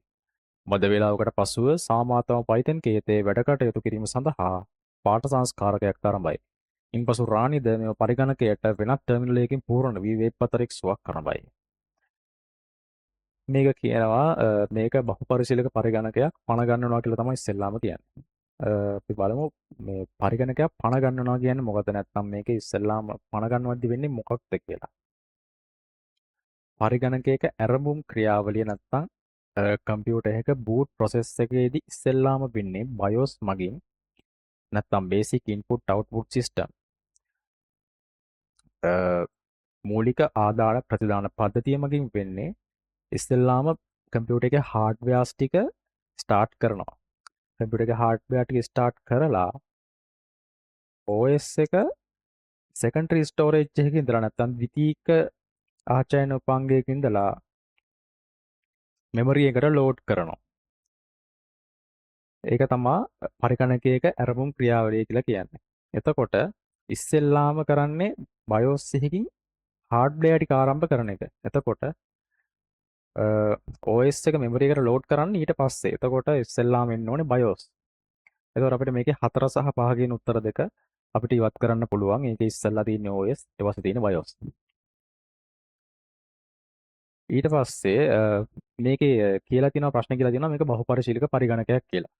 බහුපරිශීලක පරිගණකයක් නම් මේක අනිවාර්යයෙන්ම මේ කම්පියුටර් එකේ තියෙන්න ඕනේ බහුපරිශීලක මෙහෙයුම් පද්ධතියක් නැත්නම් මල්ටි යූසර් ඔපරේටින් සිස්ටම් එකක්. මල්ටි යූසර් ඔපරේටින් සිස්ටම් එකක් කියලා කියන්නේ මොකක්ද? බහුපරිශීලක මෙහෙයුම් පද්ධතියක් කියන්නේ පරිශීලකයන් කිහිප දෙනෙකුට එකවර කම්පියුටර් එකකට ඇක්සස් කරන්න පුළුවන් විදිහේ ඔපරේටින් සිස්ටම් එකකට තමයි මල්ටි යූසර් ඔපරේටින් සිස්ටම් එකක් කියලා කියන්නේ. එතකොට මේ දැන් කිහිප දෙනෙක් එකවර මේකට ලොග් වෙනවනේ. එකවර මේ කම්පියුටර් එක ඇක්සස් කරනවා කිහිප දෙනෙක්. එතකොට මේ process ටික පාලනය කරන්න process scheduling පාවිච්චි කරනවා කම්පියුටර් එක විසින්.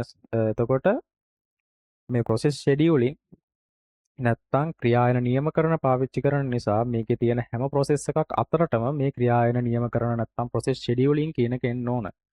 එතකොට මේ ඕගොල්ලන්ට මේ උත්තරවල දකින්න හම්බ වෙන විදිහට OS කියන එක හැම process එකක් අතරටම එන්න ඕන. අපි යමු දැන් 4 සහ 5 කියන පිළිතුරු දෙක අපි අයින් කරලා ඉවරයි. එතකොට තුන්වෙනි උත්තරය බැලුවොත් BIOS වලට පස්සේ OS කියන එක නැහැ. ඒ නිසා තුන්වෙනි උත්තරය අපිට අතාරින්න පුළුවන්. දෙවෙනි උත්තරය ඕගොල්ලන්ට බලන්න සාමාන්‍ය වෙබ් අතරික්ෂ ක්‍රියායනය සහ සාමාන්‍ය පාඨ සංස්කාරක ක්‍රියායනය කියන එක අතර process scheduling නැත්නම් ක්‍රියායන නියමකරණ එතන ඇතුළත් වෙලා නැහැ. ඒක නිසා දෙවෙනි උත්තරය අපිට අතාරින්න පුළුවන්. ඒතර අපිට ගන්න වෙන්නේ පළවෙනි උත්තරේ. පළවෙනි උත්තරේ හැම process එකක් අතරටම OS ඇවිල්ලා තියෙනවා සහ ඉස්සෙල්ලාම BIOS ඇවිල්ලා තියෙනවා. ඊට පස්සේ operating system එක ඇවිල්ලා තියෙනවා. එතකොට අපිට උත්තර විදිහට ගන්න වෙන්නේ පළවෙනි උත්තරේ. උත්තරේ 1.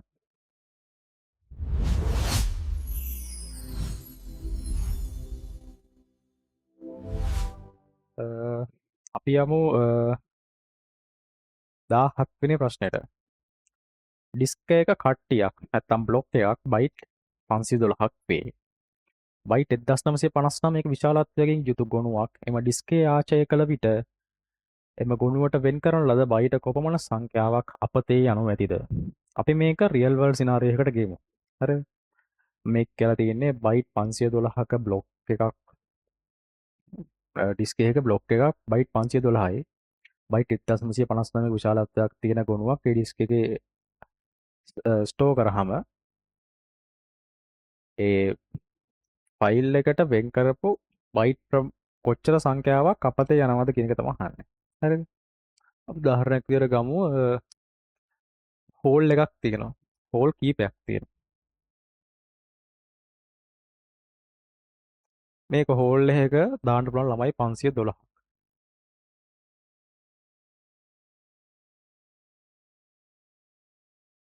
ළමයි 1959 දෙනෙක් දාන්න මේකේ පන්ති කීයක් යනවද කියලා බලන්න නම් අපි මොකද කරන්න ඕනේ? 1959 බෙදන්න ඕනේ 512න්. අපි නිකන් බලමු 512 ඒවා දෙකක් කියන්නේ 1024යි. 1024ට තව 512 එකතු කරලා බලමු. 1536යි. ඔය දන්නා එතකොට 512 හතරක් කියන්නේ 2048යි. එතකොට 2048 කියන්නේ 1959 ඉක්මවා යනවා. එතකොට 1536 කියන එක තමයි ගන්න ඕනේ. කියන්නේ 512 මේ කෑලි 3ක් යනවා අවම. 3ක් යනවා. තවත් ඉතුරුත් වෙනවා. අපි බලමු ඉතුරු කීයක් තියෙනවද කියලා. එතකොට 1959න් 1536ක් අඩු කරාම අපිට එනවා 423ක් කියලා. දැන් මේ 423 දෙනා දාන්න ඕනේ මේකට. හරිද? දැන් අපි අහලා තියෙන්නේ කොච්චර ඉඩ ප්‍රමාණයක් අපතේ යනවද කියන එක. අපතේ කී ප්‍රමාණය හොයන්න නම් අපි කරන්න ඕනේ මේ 512න් 423 අඩු කරන එක. 512 ඍණ 423. 12න් 3ක් කියවම 9යි. 9න් 2ක් කියවම 8යි. උත්තරේ 89යි. පිළිතුර 1 89යි. ඔයගොල්ලෝ නෝට් ඩවුන් කරගන්න දෙයක් තියෙනවා නම් මේකේ නෝට් ඩවුන් කරගන්න.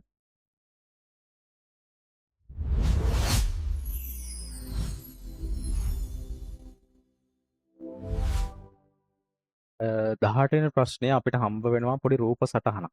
අපි ඒ රූප සටහන ඇඳගෙන ඊට පස්සේ ප්‍රශ්නෙට එමු. මේකේ හම්බ වෙන්නේ අපිට ප්‍රශ්නය කියනවා 18වෙනි ප්‍රශ්නය පහත රූප දෙක සම්බන්ධයෙන් දී ඇති කවර වගන්ති නිවැරදිද?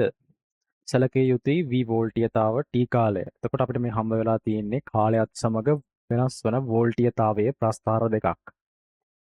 පළවෙනි ප්‍රකාශය කියනවා ඒ ප්‍රතිසම සංඥාවක් නිරූපණය කරයි. නැත්නම් ඇනලොග් සිග්නල් එකක් කියලා කියනවා. ඒ කියන්නේ B අංකිත සංඥාව නිරූපණය කරයි. B කියන්නේ ඩිජිටල් සිග්නල් එකක් කියලා කියනවා.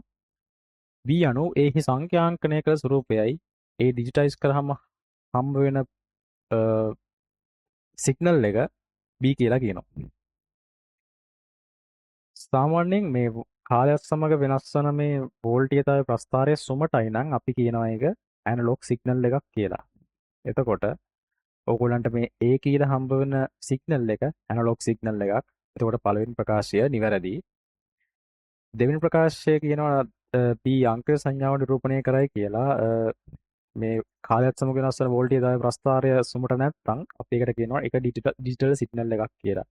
එතකොට B කියන්නේ අංකිත සංඥාවක් නැත්නම් ඩිජිටල් සිග්නල් එකක්. දෙවෙනි ප්‍රකාශයත් හරි. D අනු එහි සංඛ්‍යාංකනය කළ ස්වරූපයයි. අපි බලමු ඒක එහෙමද කියලා. ඔයගොල්ලන්ට පේනවා මේක පටන් ගන්නෙ මෙතනින්.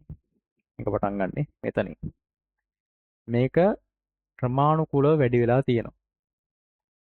මේ වැඩි වෙලා උපරිම අවස්ථාවට ආවට පස්සේ මේක ඕන මේ කඩිරි වලින් මේකේ මේ රූප සටහනේ දක්වලා තියෙනවා. මේ විදිහට මේකේ උපරිම අවස්ථාවට ආවට පස්සේ මේක ඉක්මනින් වැඩි වෙලා තියෙනවා. ඊට පස්සේ මේ අවස්ථාවෙන් පැවතිලා මේක ක්‍රමානුකූලව අඩු වෙලා තියෙනවා. මේ අවම අවස්ථාවට ආවට පස්සේ මේක ක්ෂණිකවම අඩු වෙලා තියෙනවා. ඔය විදිහට ඔයාට මේකේ පේපර් එකේ තියෙන සිග්නල්ස් දෙක ඇනලයිස් කරලා බැලුවොත් ඔයගන්ට හම්බ වෙනවා හරියටම ඇනලොග් සිග්නල් එකට අනුරූපව තමයි ඩිජිටල් සිග්නල් එකත් ඇවිල්ලා තියෙන්නේ. එතකොට අපිට කියන්න පුළුවන් B කියන්නේ A හි සංඛ්‍යාංකනය කළ ස්වරූපයයි නැත්නම් A ඩිජිටයිස් කරාම හම්බ වෙන්නේ B. එතකොට උත්තරේ ඉහත සියල්ලම උත්තරේ 5. නෝට් ඩවුන් කරගන්න දෙයක් තියෙනවා නම් ඔයාලා නෝට් ඩවුන් කරගන්න.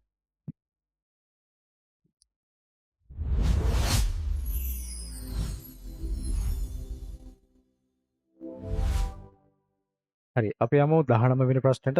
19 වෙනි ප්‍රශ්නේ කියනවා සමත් පිටු සම්බන්ධයෙන් පහත කවරක් නිවැරදිද?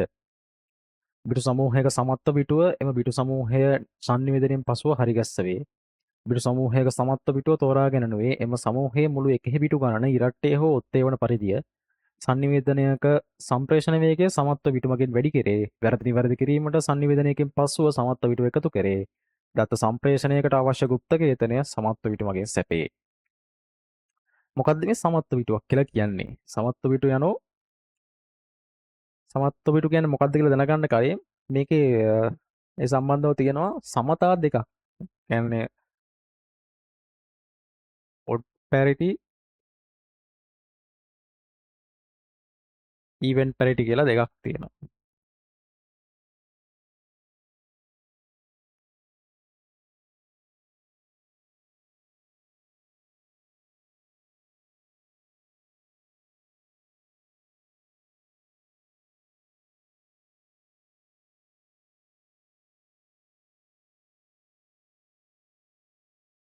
මෙන්න මෙහෙම දෙකක් තියෙනවා. හරිද? ඔත්තේ සමතාව සහ ඉරට්ටේ සමතාව. ඔත්තේ සමතාවෙදි වෙන්නේ මේ සෙන්ඩ් කරන සෙන්ඩර් විසින් යවන්නා විසින් යවන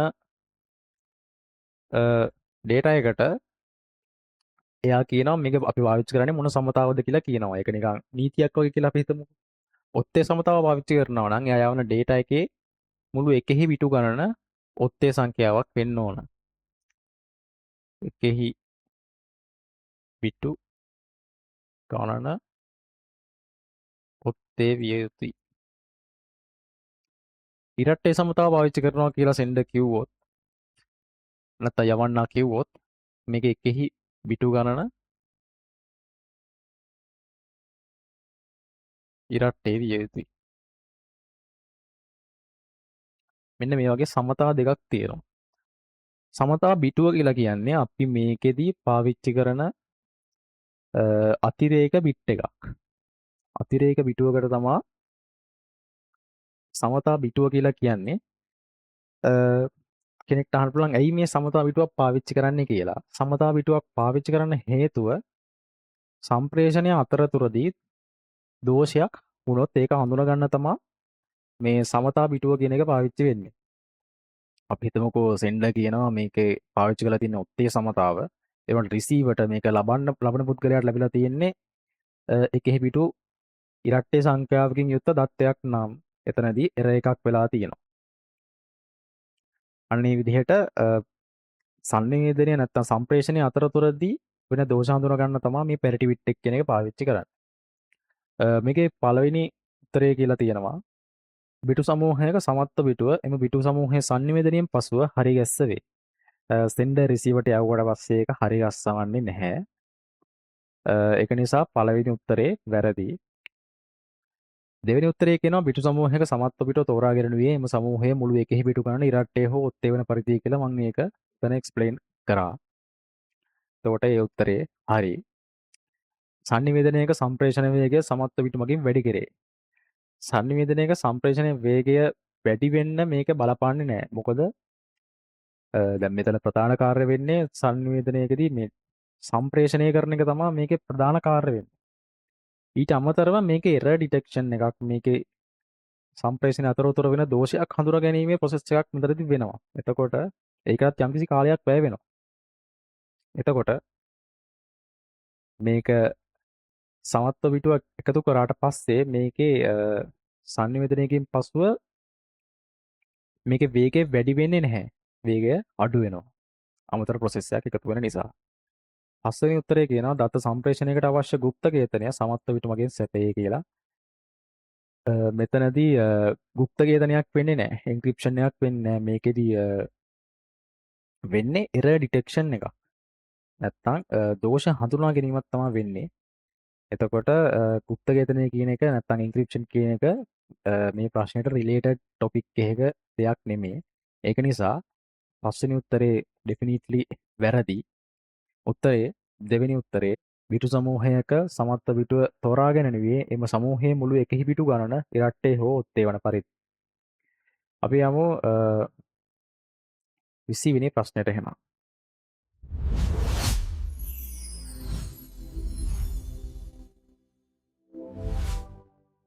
20 වෙනි ප්‍රශ්නේ කියනවා පොදු ස්විච දුරකථන ජාල මගින් ප්‍රතිසම සංඥාවක් ලද විට මොඩමයකින් කුමක් සිදුවේද? මෙතන පොදු ස්විචස් දුරකථන ජාල කියලා කියන්නේ ඔයගොල්ලෝ ගෙදර පාවිච්චි කරන ලෑන්ඩ් ලයින් එක. නැත්නම් ඒකට අපි කියනවා පබ්ලික් ස්විච් ටෙලිෆෝන් නෙට්වර්ක්.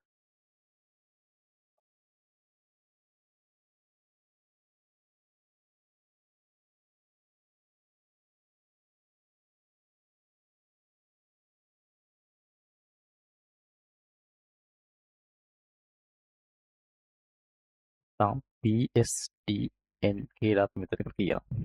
මේක පාවිච්චි වෙන්නේ ඔයගොල්ලෝ ගෙදර තියෙන ලෑන්ඩ් ලයින් එකේදී. වල පාවිච්චි වෙන්නේ මේ කියන ටෙක්නොලොජි එක. ඒක තමයි ඒකෙන් යවන්නේ හඬ. හඬ තමයි මේකෙන් යවන්නේ වොයිස් එක. මේකෙදි එන්නේ ඇනලොග් සිග්නල් එකක් හැම වෙලාවකදීම PSTN වලින් එන්නේ ඇනලොග් සිග්නල් එකක්. දැන් මේක අහලා තියෙන්නේ මේ වගේ සංඥාවක් ආවට පස්සේ මොඩම් එකකින් මොකද්ද කරන්න කියලා. මොඩම් කියන්නේ මොකක්ද? මොඩම් කියන්නේ මූර්ජකය. මොඩම් එකෙන් වෙන කාරණා දෙකක් තියෙනවා. මූර්ජනය සහ විමූර්ජනය. බලමු මොකද්ද මේ මූර්ජනයයි විමූර්ජනයයි කියන්නේ කියලා. මොඩම් කියන වචනේ හැදිලා තියෙන්නේ මොඩියුලේෂන්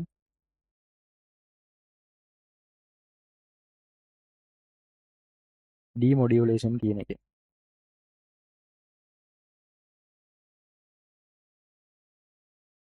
මොඩියුලේෂන් කියන්නේ මූර්ජනය, ඩිමොඩියුලේෂන් කියන්නේ විමූර්ජනය.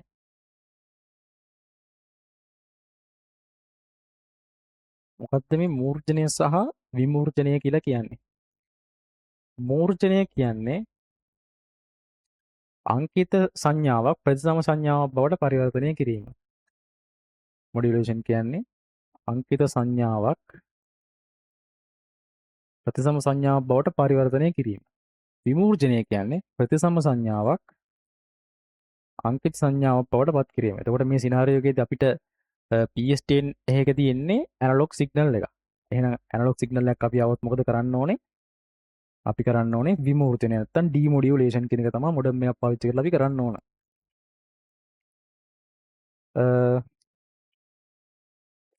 අපි මේකේ උත්තර ටිකට යන්න.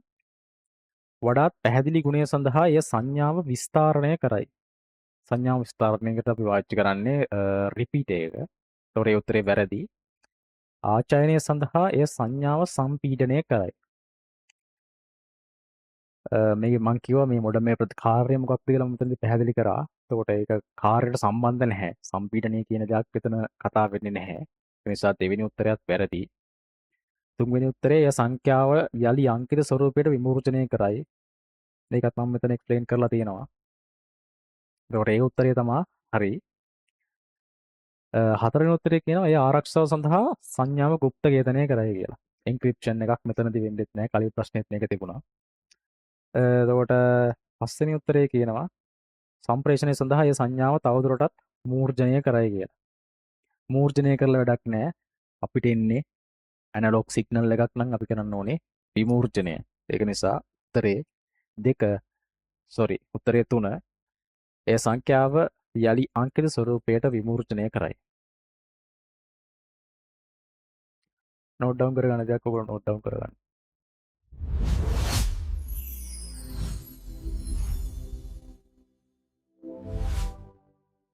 21 ප්‍රශ්නේ කියනවා ජාලයක ඇති ස්විච් එකක් වඩාත් හොඳින් විස්තර කරන්නේ පහත කොමන ප්‍රකාශයෙන්ද?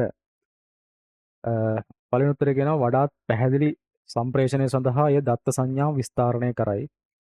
ඒ සෑම විටම පිටතින් එන සියලු දත්ත ජාලයේ ඇති සෑම උපාංගයකටම විකාශය කරයි. 3 වඩාත් කාර්යක්ෂම සම්ප්‍රේෂණය සඳහා එය දත්ත සම්පීඩනය කරයි නැත්නම් කම්ප්‍රෙස් කරයි. දත්ත අපේක්ෂිත උපාංගයට පමණක් ඒ දත්ත යොමු කරයි. 5 අනාගත සැලසුම් සඳහා එය දත්ත ආචය කරයි. අපි බලමු මොකක්ද මේ ස්විච් එකක් කියන්නේ කියලා. ඔයගන්ට එහෙම හම්බ වෙනවා නෙට්වර්ක් ඩයග්‍රෑම් වලදී මේවා එතකොට ISP එතකොට firewall ඊට පස්සේ හම්බ වෙනවා router ඊට පස්සේ අපිට හම්බ වෙනවා ස්විච් එක.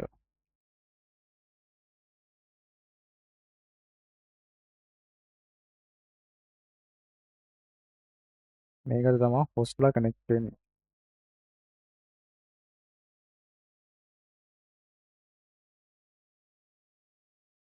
හරිද? පළවෙනි ප්‍රශ්නේ කියනවා වඩාත් පැහැදිලි සම්ප්‍රේෂණය සඳහා එය දත්ත සංඥා විස්තරණය කරයි කියලා. නැත්නම් ඇම්ප්ලිෆයි කරයි කියලා. අපි කලින් ප්‍රශ්නේදීත් මම මේක එක්ස්ප්ලেইন කරා දත්ත සංඥා විස්තරණය කරන්න පාවිච්චි කරන්නේ රිපීටර් එක. රිපීටර් එකෙන් කරන්නේ සංඥා විස්තරණය. නැත්නම් ඇම්ප්ලිෆයි කරන එක තමයි රිපීටර් එකේ කාර්යය. හරි. දෙවෙනි උත්තරේ කියනවා ඒ සම විටම පිටතින් එන සියලු තත්ත්ව ජාලයේ සෑම උපාංගයකටම විකාශය කරයි කියලා. ඒ කියන්නේ මෙයාට දත්තයක් ආපු ගමන් එයා මේ හැමෝටම මේක විකාශය කරනවා. ප්‍රවෘත්ති විකාශය කරනවා කියන්නේ හැමෝටම මේක දැනගන්න සලස්වනවා කියන එකනේ. කියන්නේ මෙයාට තත්ත්වයක් આવොත් මේ හැමෝම මේ ගැන දන්නවා. මේ හැමෝට මේක යවනවා. බ්‍රෝඩ්කාස්ට් කරනවා. ස්විච් එකක් එහෙම කරන්නේ නැහැ. හරිද? එහෙම කරන්නේ හබ් එක. අපි ස්විච් එක සහ හබ් එක කියන එක නැත්තම් ස්විච් එක සහ නාභිය කියන එක අපි මේ වෙනස්කම් ගත්තොත් අපි කියන්නේ හබ් එක බුද්ධිමත් නෙවෙයි. ස්විච් එක බුද්ධිමත්. මෙතනින් ගන්න ඇයි? ඇයි බුද්ධිමත් නැහැ සහ බුද්ධිමත් කියලා කියන්නේ? හබ් එක බුද්ධිමත් නොවෙන්නේ යාට දත්තයක් අහම යා බ්‍රෝඩ්කාස්ට් කරනවා. ස්විච් එකකටම හම්බුනොත් මොකද කරන්නේ දත්තයක්? ස්විච් එකට දත්තයක් හම්බුනොත් එයා කරන්නේ IP addresses consider කරලා අදාළ destination එකටම අදාළ තැනටම මේ දත්තය යවනවා.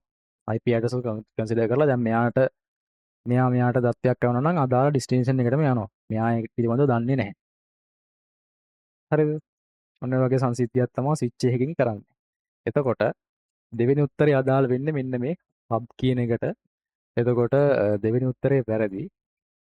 තුන්වෙනි උත්තරේ කියනවා වඩාත් කාර්යක්ෂම සම්ප්‍රේෂණය සඳහා එය දත්ත සම්පීඩනය කරයි කියලා. ස්විච් එකෙන් දත්ත සම්පීඩනයක් වෙන්නේ නැහැ. දත්ත සම්පීඩනය කරන්න පාවිච්චි කරන වෙනම මෘදුකාංග තියෙනවා. ඒවා තමයි පාවිච්චි කරන්නේ. ස්විච් එකකින් සම්පීඩනයක් වෙන්නේ නැහැ. දත්ත අපේක්ෂිත උපාංගයට පමණක් ඒ දත්ත යොමු කරයි. මම මෙතනදී ඒක එක්ස්ප්ලেইন කරා. IP addresses consider කරලා අදාළ destination එකටම කොහොමද මේ data එකක් යවන්නේ කියලා. පස්වෙනි උත්තරේ කියනවා අනාගත සැකසුම් සඳහා ය දත්ත ආචය කරයි කියලා. මේක data එක store කරගන්නවා temporarily. ඒ කියන්නේ తాවකාලිකව මේක store කරගන්නවා. ඊට අනාගත සැලසුම් සඳහා switch එක මේකේ data store කරගන්නේ නැහැ. මේක data එක මෙයාට process කරලා යවන්න යම්කිසි කාලයක් తాවකාලිකව මේක තියාගන්නවා. ඒ වුණාට දීර්ඝකාලීනව මේක තියාගන්නේ නැහැ. ඒ නිසා පස්වෙනි උත්තරේ වැරදි. උත්තරේ 4 දත්ත අපේක්ෂක උපාංගයට පමණක් ඒ දත්ත යොමු කරලා පොඩ්ඩක් නෝට් එකක් දාගන්න IP addresses consider කරලා. අපි යමු එහෙනම් 22 වෙනි ප්‍රශ්නෙට. ඊට කලින් නෝට් ඩවුන් කරගන්න දෙයක් තියෙනවා. ඔයගොල්ලෝ නෝට් ඩවුන් කරගන්න.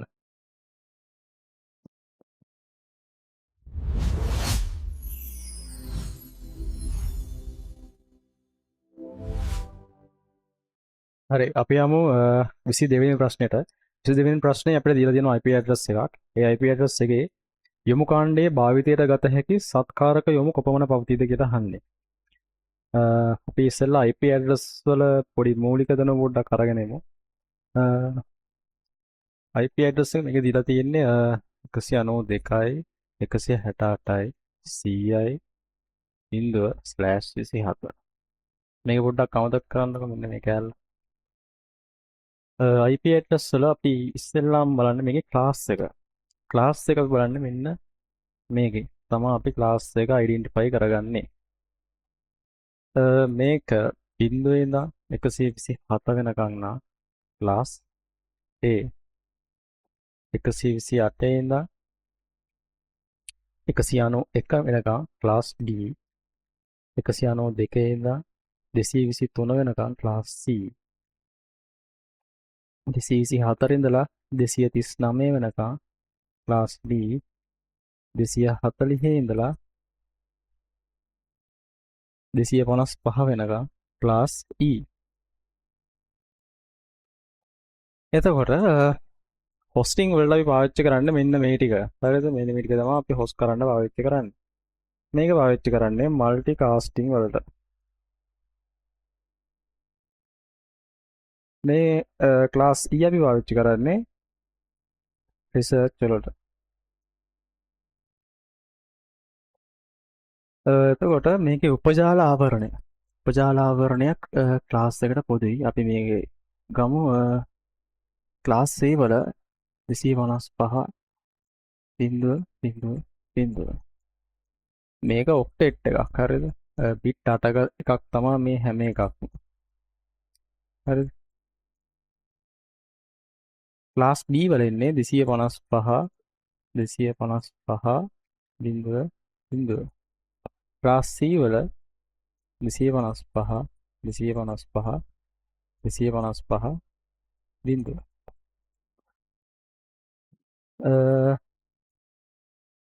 එතකොට මේකට අදාළ වෙන්නේ නැහැ. මොකද මේකේ දීලා තියෙන්නේ CIDR notation එකක්. හරිද? මේකට කියන්නේ CIDR කියලා. හරිද? දැන් මේ ක්ලාස් A එකේ අපි ගත්තොත් මේකේ හොස් වලට ගන්න ටික තමයි මේ බිංදු වලින් තියෙන්නේ. හොස් වලට ගන්න ටික 255 කියලා තියෙන්නේ නෙට්වර්ක් බිට් ටික. නෙට් බිට් ගාන තමයි තියෙන්නේ. හරිද? එතකොට ක්ලාස් A වල මෙතන තියෙනවා බිට් 8යි 16යි 24ක්. හරිද?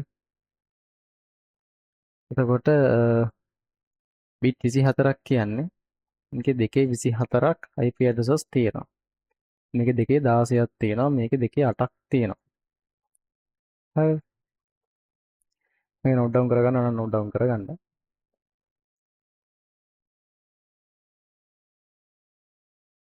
දැන් එතකොට CIDR notation එකේ කියන්නේ මේකේ තියෙන මේ host bit ගාන තමයි මේ සමාවෙන්න net bit ගාන තමයි මේ 27 කියලා කියන්නේ. එතකොට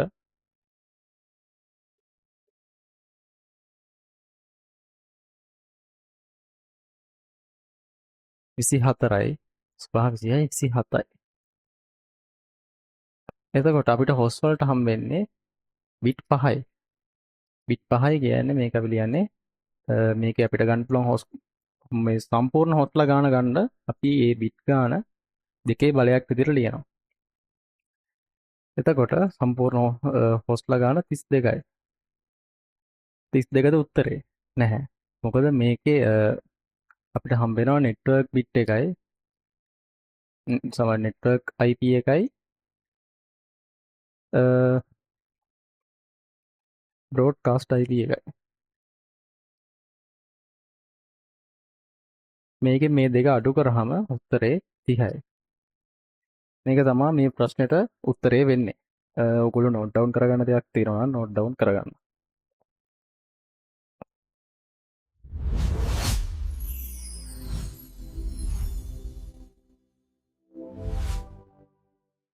හරි 23 වෙනි ප්‍රශ්නට අපි යමු. 23 වෙනි ප්‍රශ්නේ කියනවා සම්ප්‍රේෂණ පාලන නියමාවලියේ TCP ගුණාංග පහත ඒවායින් කවරක්ද? A sannivedanayක දෝෂයක් නම් ඒවා හඳුනා ගැනීම සහ නිවැරදි කිරීම. B දත්ත පැකට්ටුවක් ලැබුණු බව ලබන්නා එවන්නාට දැන්වීම. C දත්ත පැකට්ටු පිළිවෙලින් ලැබෙන බවට සහතික වීම. මේක ඒ ප්‍රකාශය අපි ගත්තොත් sannivedanayක දෝෂ ඇත්නම් මේවා හඳුනා ගැනීම සහ නිවැරදි කිරීම. sannivedanayක දෝෂ ඇත්නම් මේවා හඳුනා ගන්න TCP එකේ තියෙනවා checksum කියලා මෙකැනිසම් එකක්. මේ checksum වලින් අපිට පුළුවන් මේකේ දෝෂයක් තියෙනවා නම් අනාවරණය කරගන්න. මොකක් හරි දෝෂ සහගත දත්තයක් නැත්නම් corrupted data එකක් send එකෙන් receiver ට ආවොත් receiver එකේ ආපහු රීට්‍රාන්ස්මිට් කරන්න කියලා නැත්නම් නැවත සම්ප්‍රේෂණය කරන්න කියලා ඉල්ලීමක් කරනවා. මේකේ දෝෂ නිවැරදි කිරීම සඳහා නිවැරදි යාන්ත්‍රණයක් නැහැ. එතකොට මේකෙදි වෙන්නේ sender receiver ට data එකක් ඇව්වට පස්සේ ඒක corrupted data එකක් නම් ආපහු රීට්‍රාන්ස්මිට් කරන්න කියලා කියනවා. නැවත සම්ප්‍රේෂණය කරන්න කියලා කියනවා. එතකොට ඒක අපිට යාන්ත්‍රණයක් විදිහට ගන්නත් පුළුවන් නැතුව ඉන්නත් පුළුවන්. මේක හරිද වැරදිද කියලා අපිට හරියටම කියන්න බෑ. මොකද ඒක තීරණය වෙන්නේ පේ මාකින් එක සහ මේක බලන පුද්ගලයා මත. එතකොට B ප්‍රකාශයේ කියනවා දත්ත පැකට්ටුවක් ලැබුණු බව ලබන්නා එවන්නාට දැන්වීම. මේකට පාවිච්චි කරනවා acknowledgement කියලා මෙතඩ් එකක්. ඒ කියන්නේ send receiver data එකක් යවුවට පස්සේ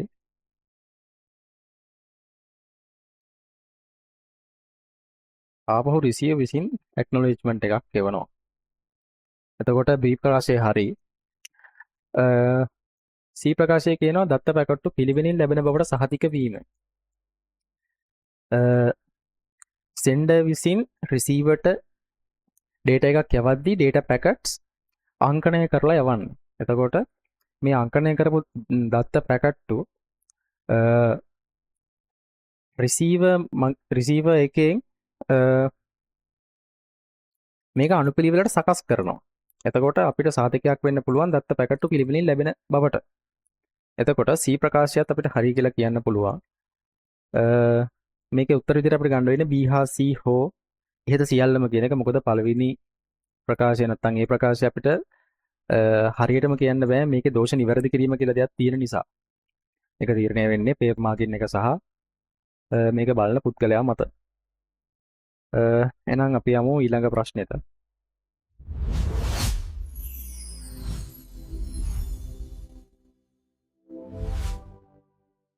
හරි අපි යමු 24 වෙනි ප්‍රශ්නෙට. 24 වෙනි ප්‍රශ්නේ කියනවා නව පද්ධතියක් නිශ්චිත දිනයකදී සේවාලාභියාට මුදා හැරිය යුතුය. අර්ධ මුදා හැරීම් නොතිබිය යුතුය. තවද කේතනය ආරම්භ කිරීමට පෙර පද්ධති නිර්මිතය හා සැලසුම සම්පූර්ණයෙන් නියම කර තිබිය යුතුය. මෙම පද්ධති සංවර්ධනයට සුදුසු ආකෘති පහත ඒවායෙන් මොනවාද? සුදුසු ආකෘති තුනක් දීලා තියෙනවා.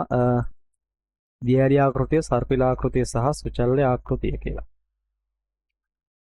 දියැලි ආකෘතිය තමයි මේ SDLC ආකෘති වලින් තරණිතම සහ සරලම ආකෘතිය. මේකෙදි වෙන්නේ එක අදියරක් සම්පූර්ණයෙන්ම ඉවර වෙලා ඉවරුණාට පස්සේ විතරක් ඊළඟ අදියර ආරම්භ කරනවා. දියැලක් පහළට යනවා වගේ තමයි මේකේ අදියරවල ටික යන්නේ. කියන්නේ එක පේස් එකක් ඉවරුණාට පස්සේ අනිත් පේස් එක යන්නේ. මේ ක්‍රියාවලිය ආපස්සට හරවන්න බෑ. මේක සුදුසු වෙන්නේ අවශ්‍යතා වෙනස් වෙන්නේ නැති කුඩා ව්‍යාපෘති වලට. හරි. ඊළඟට තියෙනවා අපිට හම්බ වෙනවා සර්පිල ආකෘතිය. D.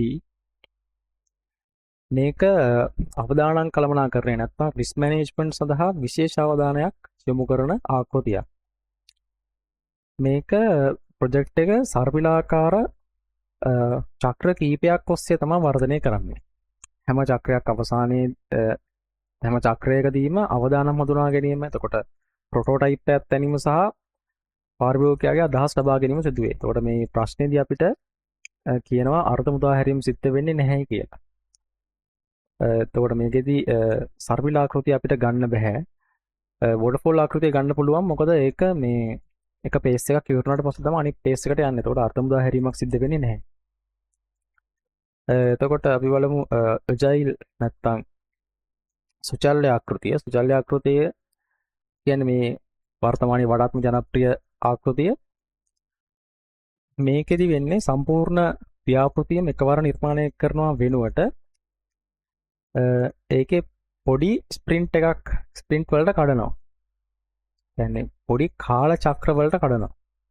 හැම කාල චක්‍රයක් ඉවරනාට පස්සේ වැඩ කරන මෘදුකාංගය පාරිභෝගිකයට ලබා දෙනවා. පාරිභෝගිකයා ප්‍රතිචාර මත තමයි ඊළඟ පීවර තීරණය කරන්නේ. එතකොට ඒක අපිට ගන්නත් බෑ. මොකද ප්‍රශ්නේ කියනවා අර්ධ මුදාහැරීම් සිද්ධ කරන්න බෑයි කියලා. එතකොට මේක අපිට ගන්න වෙන්නේ වෝටර්ෆෝල් ආකෘතිය නැත්නම් පියරි ආකෘතිය පමණයි. එතකොට උත්තරේ වෙන්නේ 1. ඒ පමණි. අපි යමු 20 ප්‍රශ්නෙට.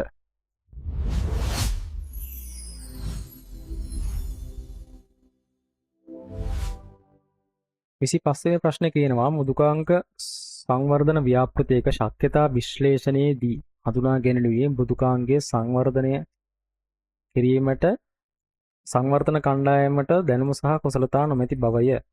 ශක්්‍යතා අධ්‍යයනයේ කුමන සංරචකය එම කරුණ හඳුනා ගන්නට ඇතිද කියලා. පළවෙනි උත්තරය තියෙනවා ආර්ථික ශක්්‍යතාව කියලා. ආර්ථික ශක්්‍යතාවය මූල්‍ය අංශ කරේ තමයි වැඩි අවධානයක් යොමු කරන්නේ. එතකොට මේකෙදි වෙලා තියෙන්නේ මෘදුකාංගය සංවර්ධනය කිරීමට සංවර්ධන කණ්ඩායමට දැනුමක් නැහැ කියන එක. ඒක මූල්‍යමය දෙයක් නෙමෙයි. එතකොට ආර්ථික ශක්්‍යතාවය කියන එක ගන්න බෑ. දෙවෙනි උත්තරේ තියෙනවා නීතිමය ශක්්‍යතාව. නීතිමය ශක්්‍යතාව කියලා කියන්නේ නීති රෙගුලාසි සහ ගිවිසුම් වගේ දේවල් තමයි නීති ශක්්‍යතාවයේදී අපි සලකලා බලන්නේ. එතකොට මේක කිසිම රිලේටඩ් එකක් නෑ මේ ප්‍රශ්නයත් එක්ක බලද්දි. දෙවෙනි උත්තරේ ගන්නත් බෑ. තුන්වෙනි උත්තරේ කියනවා මෙහෙයුම් ශක්්‍යතාව. මෙහෙයුම් ශක්්‍යතාව කියලා කියන්නේ යෝජිත පද්ධතිය ආයතනයේ ඉලක්ක සහ පරිශීලක අවශ්‍යතා සපුරාලන්නේද කියලා තමයි මෙහෙයුම් ශක්්‍යතාවයේදී බලන්නේ. එතකොට මෙතන එහෙම දෙයක්වත් නෙමෙයි තියෙන්නේ. කියන්නේ මේකේ තාක්ෂණීය නොමැතිකම තමයි තියෙන්නේ. හරිද? ඔයගොල්ලෝ දැනටමත් උත්තරේ දන්නවා මොකද්ද කියලා. අපි බලමු හතරවෙනි උත්තරේ කාල ශක්්‍යතාව. කාල ශක්්‍යතාවයද බලන්නේ නියමිත කාලය ඇතුළතදී ව්‍යාපෘතිය අවසන් කර හැකිද කියන එක. එතකොට කාල ශක්්‍යතාවයත් නෙමෙයි මේකට උත්තරේ වෙන්නේ තාක්ෂණික ශක්්‍යතාවය. මොකද තාක්ෂණික ශක්්‍යතාවයද බලන්නේ මේකට මෘදුකාංගය සංවර්ධනය කරන්න අවශ්‍ය තාක්ෂණික දැනුම මේකේ තියෙනවද කියන එක. ඒක චෙක් කරද්දි තමයි අහුවෙන්නේ මේ මෘදුකාංගය සංවර්ධනය කිරීමට සංවර්ධන කණ්ඩායමට දැනුම සහ කුසලතා නැහැ කියන එක. එතකොට 25 වෙනි ප්‍රශ්නෙට උත්තරේ විදිහට ගන්න වෙන්නේ තාක්ෂණික ශක්්‍යතාව උත්තරේ 5. මම මේ වීඩියෝ එක මෙතනින් නතර කරනවා. අපි ඊළඟ වීඩියෝ එකෙන් හම්බ වෙමු. ඊටු ප්‍රශ්න 25ත් එක්ක මම ඒ 25 ඉක්මනට අප්ලෝඩ් කරනවා. ඔයගොල්ලෝගේ ICT කරන යාළුවන්ට මේක ෂෙයා කරන්න. එහෙනම් අපි ඊළඟ වීඩියෝ එකෙන් ඊටු ප්‍රශ්න 25 විවරණයත් එක්ක හම්බ වෙමු. එහෙනම් හැමෝටම ජය වේවා.